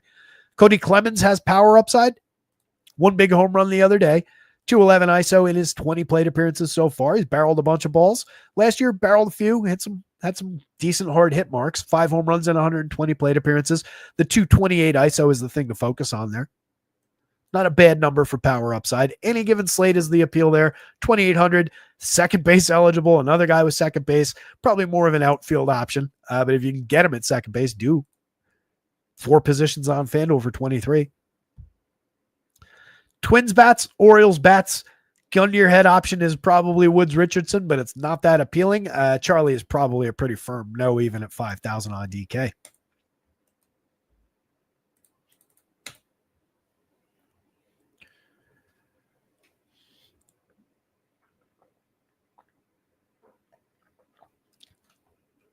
Ooh, Colin taking shots at Buffalo. Don't think I'd pick Buffalo as a food city as someone that lives nearby. Shots fired, I know. Yeah, Carlos, I think Charlie Morton probably gets smashed again today. Charlie was like the Rich Gannon of MLB pitchers. Great run after he got out of Pittsburgh. True. We can only hope that Paul Skeens pitches for as long as Charlie did. And for as long outside of Pittsburgh. Actually, I'd prefer to see him stay in Pittsburgh and them to just get good around him. Not that I'm a Pirates fan, but that would just be good for baseball. We'll see what happens. Need to sell that team. Given the success that the Penguins have shown over the years, I know they've had their issues with attendance in bad years, but by and large, very popular team. There's no reason to believe that Pittsburgh couldn't continue to support the Pirates. There's honestly no reason to believe that Pittsburgh couldn't support a basketball team as well. Chase Meadroth in the leadoff spot. We probably have this lineup, don't we? Yep. Nope. It's Josh Palacios in the leadoff spot. No Meadroth today. Downgrade the White Sox lineup again. We at least do have Lubob today. That fucking Jacob Maya. One of these days I'll fix this. He's just such an irrelevant player. So it's Palacios in the leadoff role. He's slashing 192, 323, 250, 76 WRC plus so far. He's an okay bat. We know he's better than that. He is capable of hitting the ball hard. Doesn't barrel a ton. 3.6% last year, 47.3% hard hits, though. He's a playable piece if you're determined to attack Michael Wacha with White Sox. Miguel Vargas is not much of a hitter. 216, 315, 312. Very realistic numbers for him. A 296 xWOBA. That just is who he is. Lubob is way better than 188, 304, 342. The 332 xWOBA underneath that is encouraging. The 13.2% barrels, the career history that we've seen so far, did have a down year last year. Just seems miserable playing for this team. Difficult to get up for games every day when you're this bad, but he needs to be better than this. At least he's stolen 15 bases. He's hit 5 home runs. Been a little bit of fantasy scoring lately. Striking out too much, but drawing his walks. Matt Dace for 3,024. No, thank you. There's a little bit of lefty pop in that bat from behind the plate for a cheap price. He's just a bolt-on in stacks. Andrew Vaughn is underperforming his talent, but he's done that throughout his career pretty consistently so far. Makes way too good contact to be as bad as he is, but at a point, it's just like, yeah, he makes good contact, but he never sees results for it. So far, over 141 this year, 188, 227, 293, 3 home runs. 14.7% barrels, 50% hard hits is what we chased there. And those jibe with what he did over the last couple of seasons. But just bad results. Brooks Baldwin, decent results for him, over 108. He would be a priority if you were stacking this team, but you really don't want to stack this team that much. 349 implied total. You get Josh Rojas, Lenyn Sosa, Jacob Maya, pretty irrelevant bat down lineup. Waka's been good. 3.52 ERA, but a 4.44 xFIP, 18.1% strikeouts, 8.1% walks, 10.1% swinging strike rate, just below average via stuff plus. This is just Michael Wacha, is who he is. Low hard hit rate, doesn't allow too many home runs, just 1.25% this year on a good ability to miss bats, miss premium contact, not allow a lot of exit velo. That was a sustainable trade throughout last year. Year before, pretty similar. He's never going to be a super high strikeout pitcher, but 21-22 is within expectations. A good strikeout day against this bad White Sox team wouldn't be surprising. See him come away with 6 or 7. I wouldn't be shocked at all. I think he's very viable at 82, 83 on FanDuel. Definitely in play for the single starter site. Good depth from Wacha, too. Last time out, 6 1/3. Faced 25 Orioles, 3 earned runs on 7 hits. Struck out just 3, walked 1, but that's a serviceable enough start. 6 innings of shutout ball, 4 hits allowed to Houston, struck out 6, walked 2. That's the kind of upside start we're probably looking at today. Maybe an extra inning on top gives us a 7th inning. Maybe he finds another strikeout. Not a bad spot at all for Michael Wacha. Probably going to be a little popular given the matchup. Jonathan Cannon, as I mentioned, he's been not good, but there's not that much separation between his numbers so far and Michael Wacha's numbers on the other side if you really look at it. Half a run of xFIP, half a run or so of ERA, better mark by stuff plus, similar mark for limiting home runs, but with way more premium contact than power allowed, so a little bit lucky there. 18.9% strikeouts. The stuff plus was the intriguing thing. Not really finding too many swinging strikes or good CSW marks for it. I'm not saying we want to play him. I'm not saying that the Royals aren't incredibly appealing at a 5.12 implied total. That's the second highest on the board and highest at a Coors Field. Hell, Bobby Witt is the home run pick of the day at 10.21 in the home run model today. Definitely want some Royals. I am saying, I guess, that it wouldn't be completely stunning to see 5 somewhat effective innings out of Cannon where you're just at, we're in the top of the 6th and damn, it's only 2-0 Royals. That's surprising. I was expecting him to go off like crazy today. Could be one of those kind of days. But then the Royals get several innings against the White Sox bullpen and everything will be fine for your stacks. But we're not going Jonathan Cannon, not even at 7,000 on DK, certainly not at 75 on FanDuel. He's as unappealing as the Coors Field pitchers. Michael Garcia is a priority in Royal stacks, 4,300 in the leadoff role, 3 positions on FanDuel. Absolutely love it. 4 home runs, 9 steals, fulfilling his destiny. 381 xWOBA, 146 WRC plus, slashing 315, 386, 484. It's been terrific this year.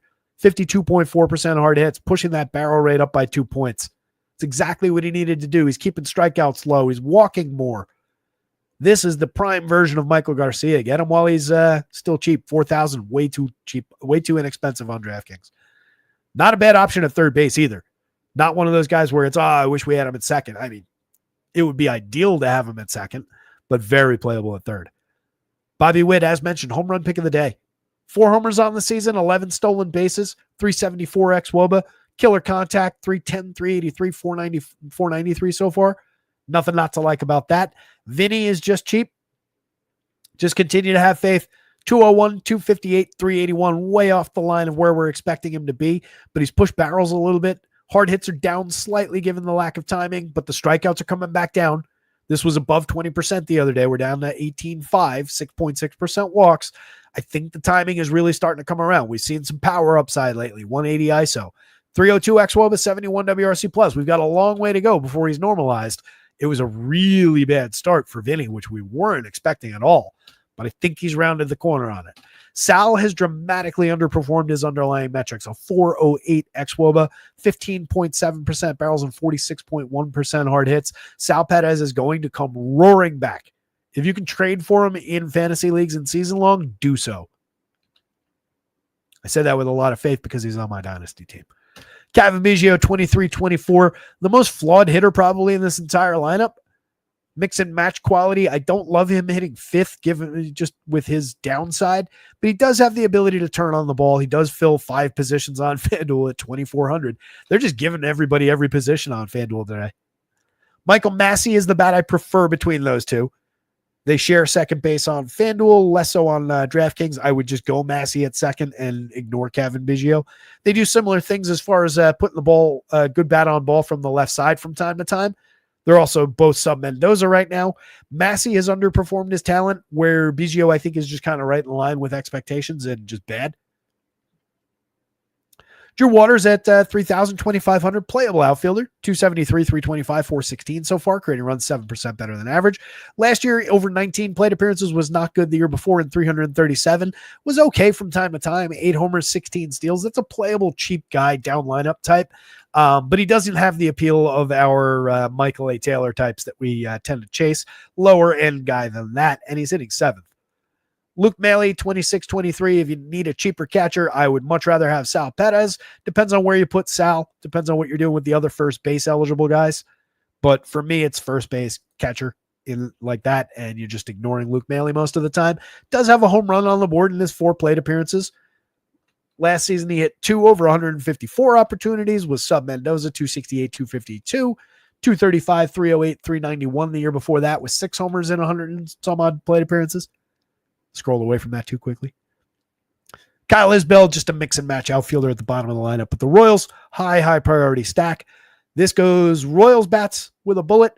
Michael Wacha after that, looking pretty solid, even with popularity. That price is low enough that he looks really good here. And then really nothing on this side outside of maybe some one-off Lubob shares for a cheap price, just getting that bat so cheap. 47. Honestly, on FanDuel, he's not even really that cheap at 35. It's maybe a couple bucks off of what his high would be, but that's in line. This is cheap.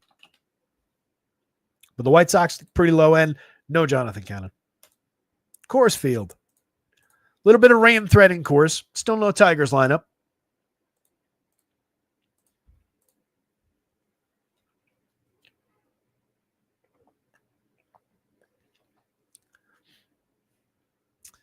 Yeah, MJ, what a disappointment, man. That bat never really clicked. Good contact, but seems more lefty Bobby Dahlbeck type than a guy who's going to find it. Unfortunately. Maybe just needs a trade out of here, get to a different situation. See that from time to time. Wow. Athletics put 5 on Woo already, huh? That was a high total. They had like a 4.5 run total in that game, but I like Woo a lot. Those Seattle pitchers have been shakier than they were last year. Bryce Miller had another bumpy start. Have not been quite as good. I expect they'll round into form. I think they're fine, but have not been as good. Hit the like button, hit the subscribe. We're at Coors Field. I don't think we're considering the pitchers. It is a very cheap price on either one. Both of these kids have talent. Dollander has been the better of the two so far. You can see the stuff plus marks for both guys are above average. 105 for Dollander, 112 solid for Jackson Jobe.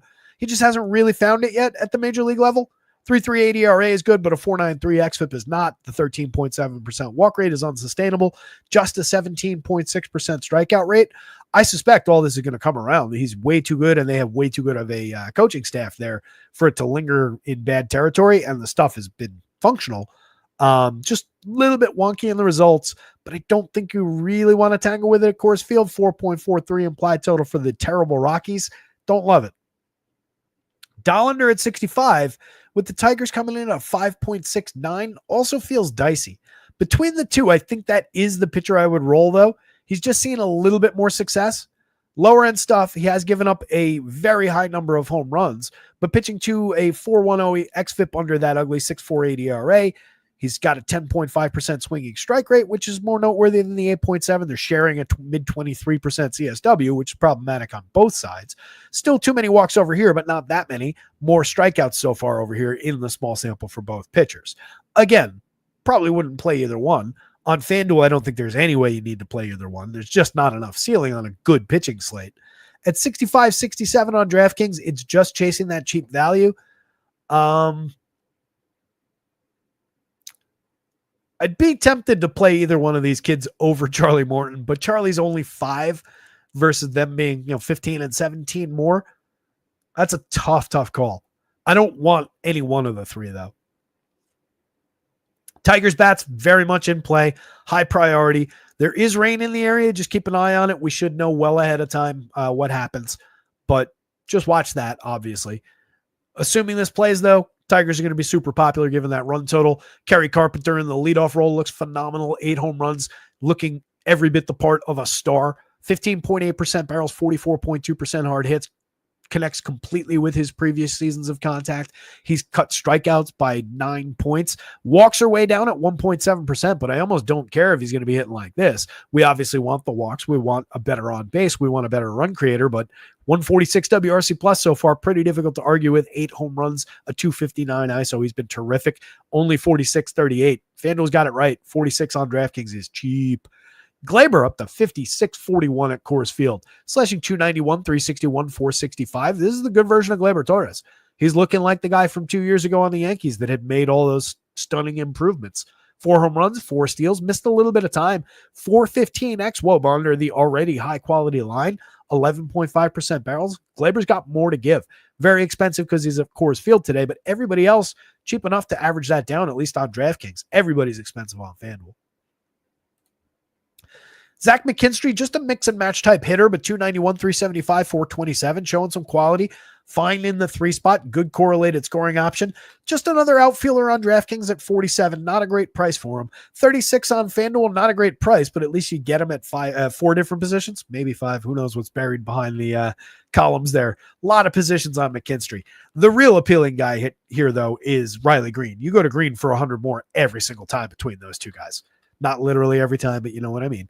13.8% barrels, 48.9% hard hits, 8 home runs, 274, 319, 489 on the season so far, 215 ISO, creating runs 29% better than average, 8.0 in the home run model, not nothing, but not over the magic number, could be easily. Love the upside for Riley Green. The fact that you can go top 4 there for under 5,000 a piece at Coors Field and get 3 out of 4 very high quality bats. And then you're making a decision here. You could go Jace Young and save some money at third base. That's very cheap. He's been okay. 40% hard hits, 5% barrels. It's a small sample of 37 plate appearances, and the results have been tragic. But the contact has been okay for 31. Obviously, we want Torkelson at 54, but that pushes us back over a $5,000 average. It's only $5,020 a piece, but that's a little bit difficult to reach on a slate like this. Javi Baez at just 41, given how he's been going, is somewhat appealing. Trey Sweeney at just 34, not the best way to fill shortstop, but we're at least getting a Coors Field bat for a very cheap price. And Sweeney is supposed to be better than he's been. There is a little bit of appeal in the 7.4% barrels, the 42% hard hits that are in line with slightly higher numbers from last year. He's drawing more walks than he did last year, striking out a little bit less. There's signs of life from Trey Sweeney. You just got to squint to see him, and when he's at Coors Field, it's worth putting him under that microscope. Why you're squinting into your microscope, I'm not really sure. It should magnify things for you, but that's your problem. 4,900 for Dylan Dingler at the catcher spot, playable. 301, 309, 495, 325 xWOBA to support the upside. 4 home runs, 128 WRC plus. It's been downright good. 10.8% barrels, 46.2% hard hits. He is more expensive than this stretch of bats. A little bit more difficult to reach. And given the 9 spot, it's not exactly an ideal wraparound. I'd rather have one of these guys hitting 9th. But let's say we went 2, 3, 4. Skip McKinstry. And I've got 1, 2 outfielders. I could go. That's the kind of real interesting way. That's 49 exactly. For a stack that gives me Kerry Carpenter, Gleyber Torres, Riley Green, Spencer Torkelson, and Javi Baez, who Javi is over 100 plate appearances at 309, 350, 479. Just a 294 ex-WOBA. Terrible contact numbers, 5.6% barrels and 31% hard hits. Probably nothing real about any of this. But he's hit 3 home runs. He seems at least a little engaged in what's going on the field, unlike he has for the last several seasons. So the fact that he's still just 41 at Coors Field, it's the price against Coors Field that I'm really intrigued by. If you went there and put the shortstop in, 4,700 apiece, a little bit cheaper with the 47 again, but exactly 4,700. There are interesting enough ways to put together a full 5-man on DK with those 3 bats being that cheap. All of that applies on FanDuel, but it's a little bit more difficult to reach given the 4-man limitation. And it's obviously a little bit less important. Rockies bats, if you're considering them, I think it's totally viable against Jackson Jobe for them to have a day. Mid-4s implied total. They were 10th or so on the stacks board. Yeah, I think so, Carlos. Javi worth the flyer. I'm with you. Carlos just dropped a little bit of a bet on the Bobby Witt home run. I like it. I like that upside today.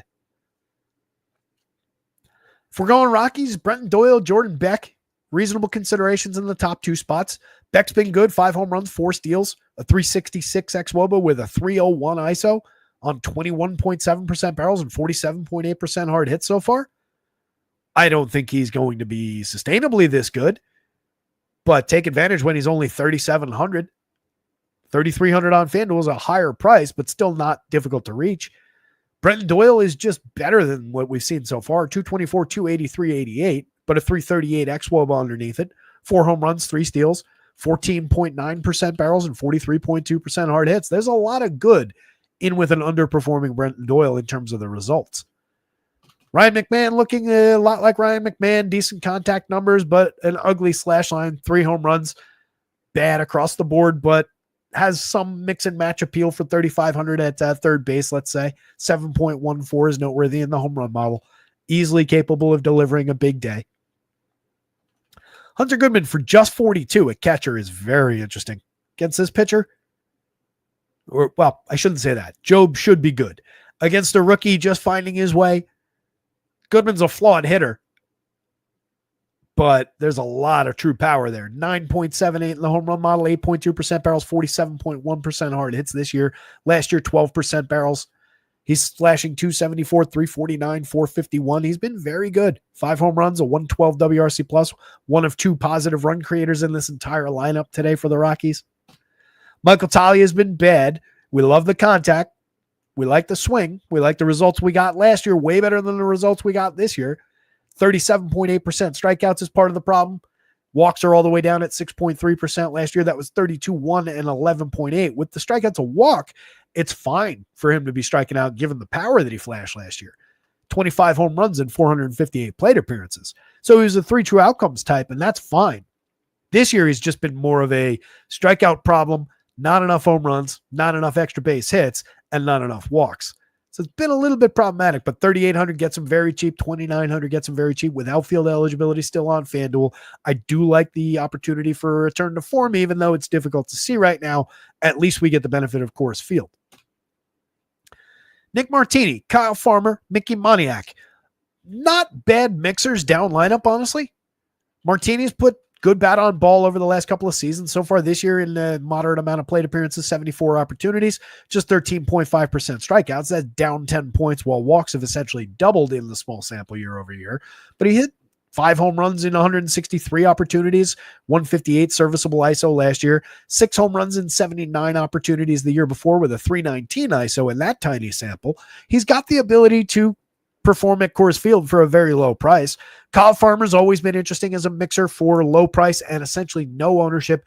Even at Coors Field today, at those prices, Kyle Farmer's going to be low owned. I'm promising you. That's a good option to put at second base if you're stacking this team. And honestly, that's somebody I'll keep in mind for one-off shares. I know he hasn't been good over 101 plate appearances, 240, 267, 333. Been underperforming.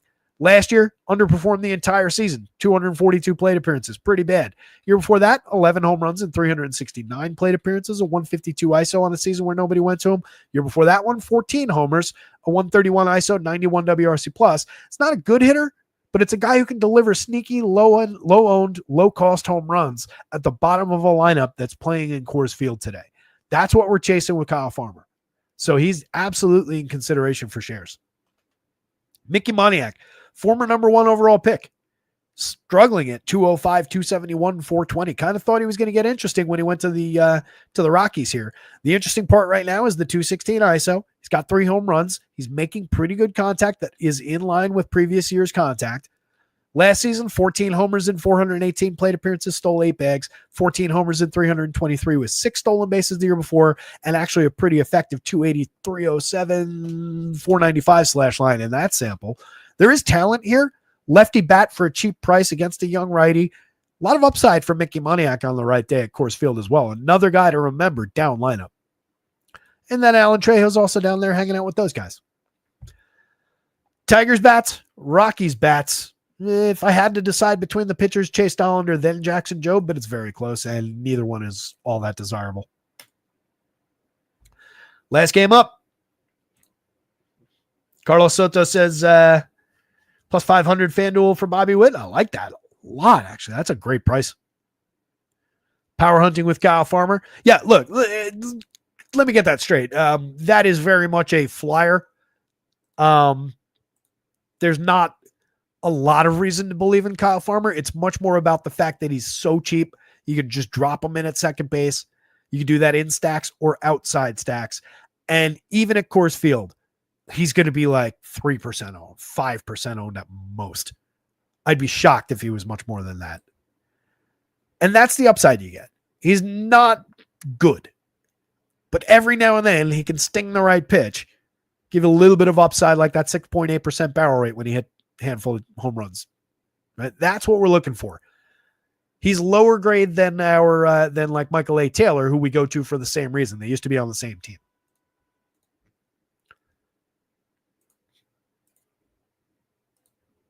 Yeah, exactly. It's a punt, but you get it at Coors Field.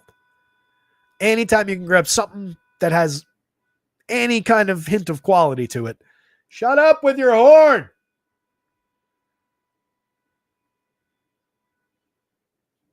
What an asshole.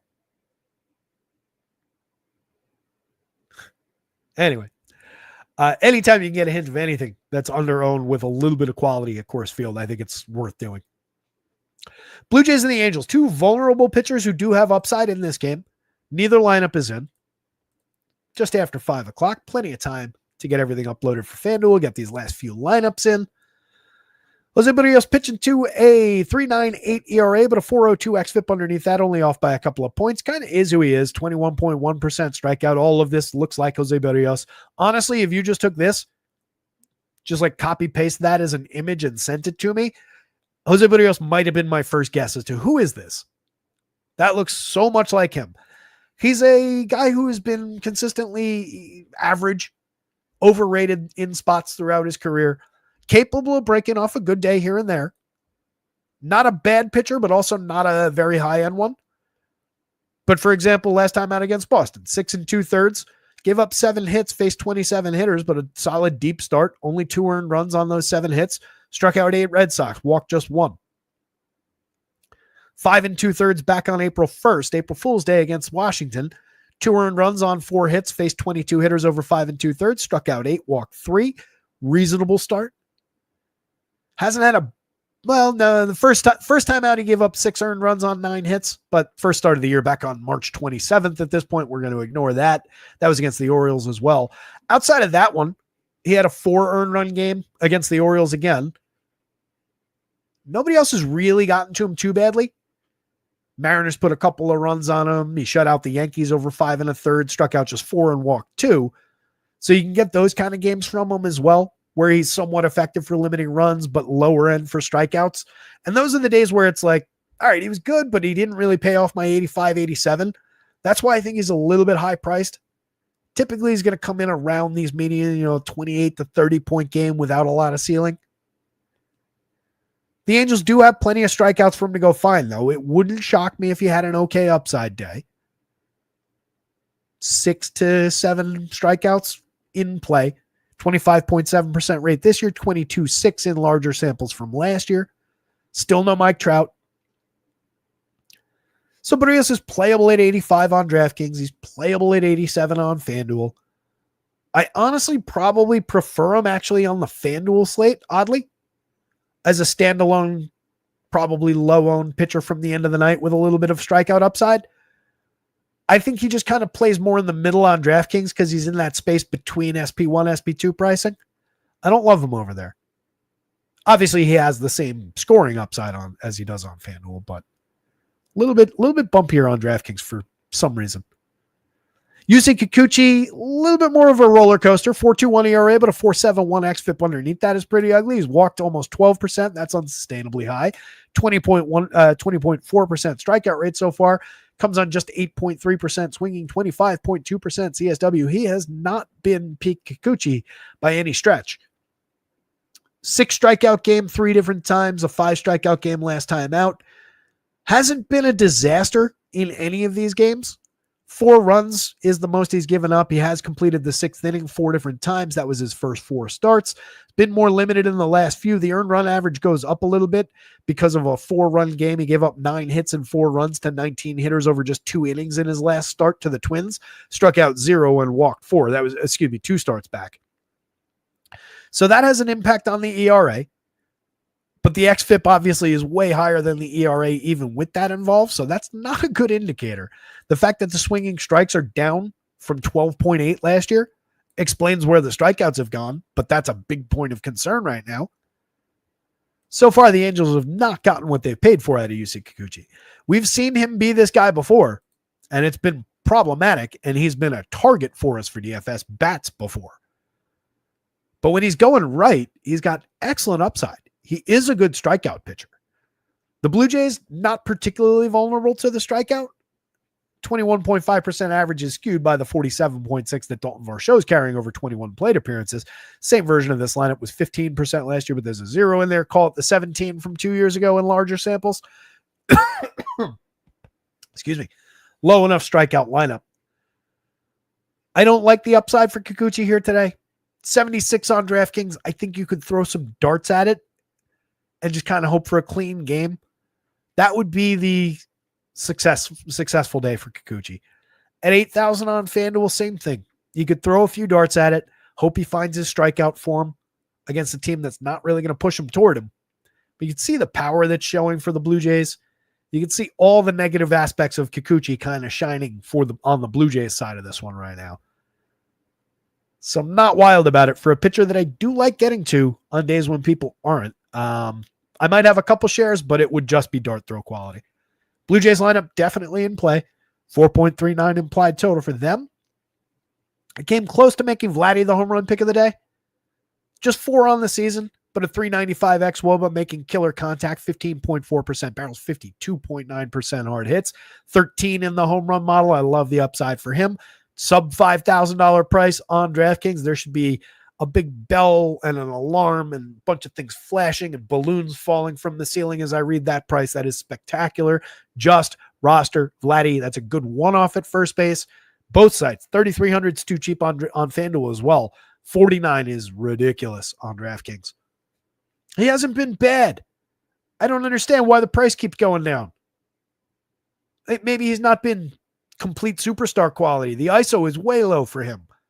Just 4 home runs and 152. We're a little off the pace, but everything else is right there. Love that option against this pitcher. Santander, 39, 3,000. 5 home runs on the board at 293 xWOB is a little bit underwhelming. 182, 67, 331 is definitely underwhelming. We know this is a major home run threat, though. We expect he rounds into form as time goes on. Hit his 5th home run. I want to say that came yesterday. Very, very cheap for the upside. The contact has slipped so far. There's not a lot to like on the page right now at all. But a 12.36 in the home run model because the model's got a long memory. And he hit 44 last year. He hit 28 the year before. He hit 33 the year before that. Anthony Santander is a very good home run hitter, and he can do it from the right side against the lefty just as easily as he does it the other way around. George Springer at just 44.31, despite a great start to his season and a career of being very good. 16.4% barrels, 49.3% hard hits, 316, 419, 541, a 224 ISO, 4 homers, 5 steals. This is the good version of George Springer again. Lazarus. Alejandro Kirk at 31.25, 2 home runs, mix and match quality catcher. Varsho, lefty. We'll see if we get him. We got him yesterday, if I'm remembering correctly, or the day before, whenever that lefty matchup was. He's a mix and match quality guy in this role, but if they chase Yusei Kikuchi early, then you get upside out of him, and he's probably underowned. There is quality in that bat. 2 home runs in the short sample of plate appearances already. Ernie Clement, Miles Straw, Andres Jimenez, low quality hitters at the bottom of the lineup. Straw, probably your best option given the hit tool ability and a little bit of stolen base bonus, maybe as a wraparound play, but not one of those guys is overly appealing. Ernie Clement, difficult to strike out, but also doesn't draw too many walks, and the quality of contact isn't great. Good frequency of contact, but from a 7 spot, he's just kind of lost in the bottom of that lineup. On the Angels side, 4.19 implied total for them. I do think you can roster Angels against Jose Barrios, given the downside of Barrios. 10.45 in the home run model for Jorge Soler. We've talked about this lineup. We called it out on opening day as a lineup that we expected to overperform or be better than people expected it to be. And I think a lot of that's come through. We've obviously gotten those monster power days. We've gotten a lot of good barrel rates, a lot of hard hits out of this team. Taking Mike Trout out of the lineup is a major downgrade. It's going to impact them until he comes back. But you got Zach Neto back. He's had a great 65 plate appearances so far, 4 home runs, 7 stolen bases, a 149 WRC plus, 434 xWOBA, making killer contact, showing improvement from an already very good season last year, still just 4,200 on DraftKings, 33 on FanDuel. He's getting up toward full-fledged star quality shortstop pricing. Not so on DraftKings. Take advantage. Nolan Chanuel, with his ability to get to first base, correlated scoring with Jorge Soler, who we like the home run upside for. Taylor Ward, Logan O'Hoppe, who both have power. It's an interesting bat for those low prices. He's got enough there to justify first base shares given that low price. Soler hasn't been quite himself, but a 205 ISO, 6 home runs in 135 plate appearances, rounding into form. 14.3% barrels is really encouraging. Like the upside, 14% barrels for Taylor Ward, 19.7 so far for Logan O'Hoppe. And don't look down, in 31 plate appearances, fewer batted ball events, John Moncada's put 11.8% barrels together. He's only hit 1 home run. He's got a 200 ISO for it, though. 338 xWOBA underneath the tiny sample of plate appearances. Maybe we see life from John Moncada this year. 4,000, 2,400. That would be really encouraging. This team's been a dead spot at third base with Anthony Rendon when he's healthy over the last couple of years. Moncada never turned into the player he was supposed to be. There is, talent there in just like the raw sense. Lucien Anifo not having a good start to his year, but was very good last year for some correlated scoring opportunities, some stolen bases. Always a decent mixer. Gustavo Compero at the cheap pricing. You can mix and match your way through that. We talked about him yesterday. And then Kyron Paris just kind of lost at the bottom of the lineup. Over 100 plate appearances. We're at 213, 293, 438. A lot of validation for the people who said he wasn't good at despite the hot start. Blue Jays bats. Angels bats. Jose Barrios. Yusei Kikuchi. In an odd way, it is a 4 corner spot because across 150, I would absolutely have some Barrios. I would absolutely have some Kikuchi, and I would definitely have the bats. The bats are slightly higher end than the pitching. Pitching is wildly unreliable in this game. Both guys have a little bit of upside. Interesting way to end your DFS slate. I kind of like having that game as the late night spot. That's about it, though, gang. That was our last game. I felt like it was a fairly solid show. Talked about a lot. Great pitching slate.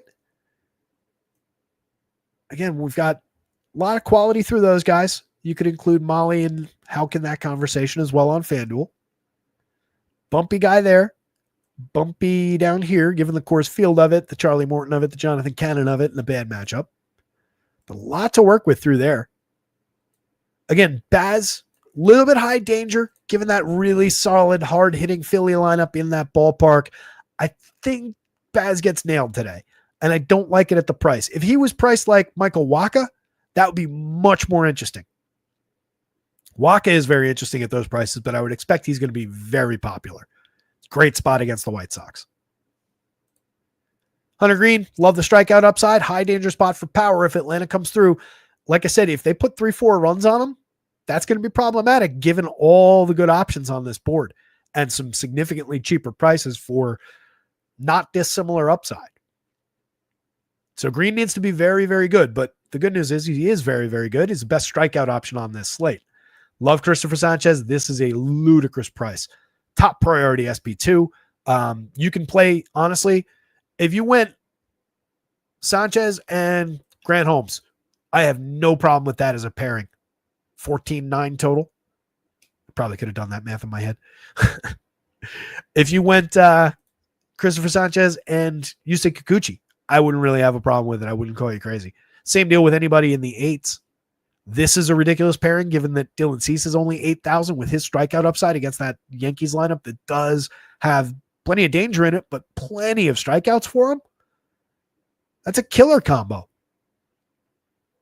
Use Christopher Sanchez like the weapon that he is on DraftKings today.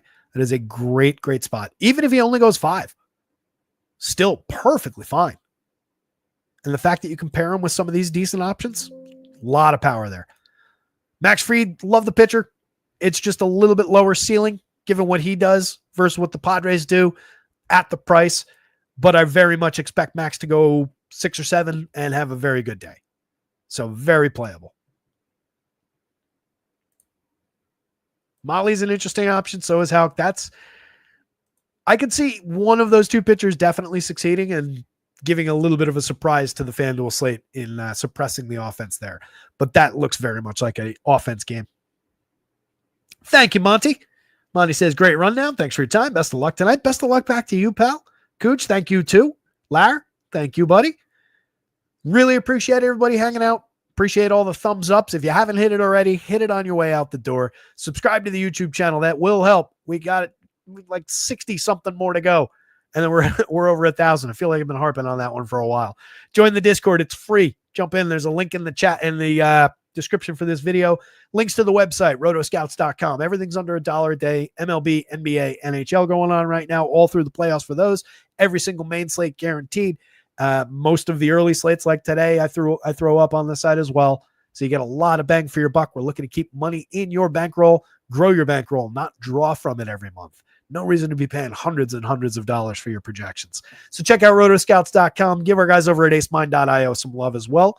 Promo code rotoscouts gets you 20% off your first month of Sims and Optimizer tools. With that in mind, you guys, thank you so much. Good luck out there tonight. Somebody go win something and share those results when you do. And we'll see you tomorrow for more. Later.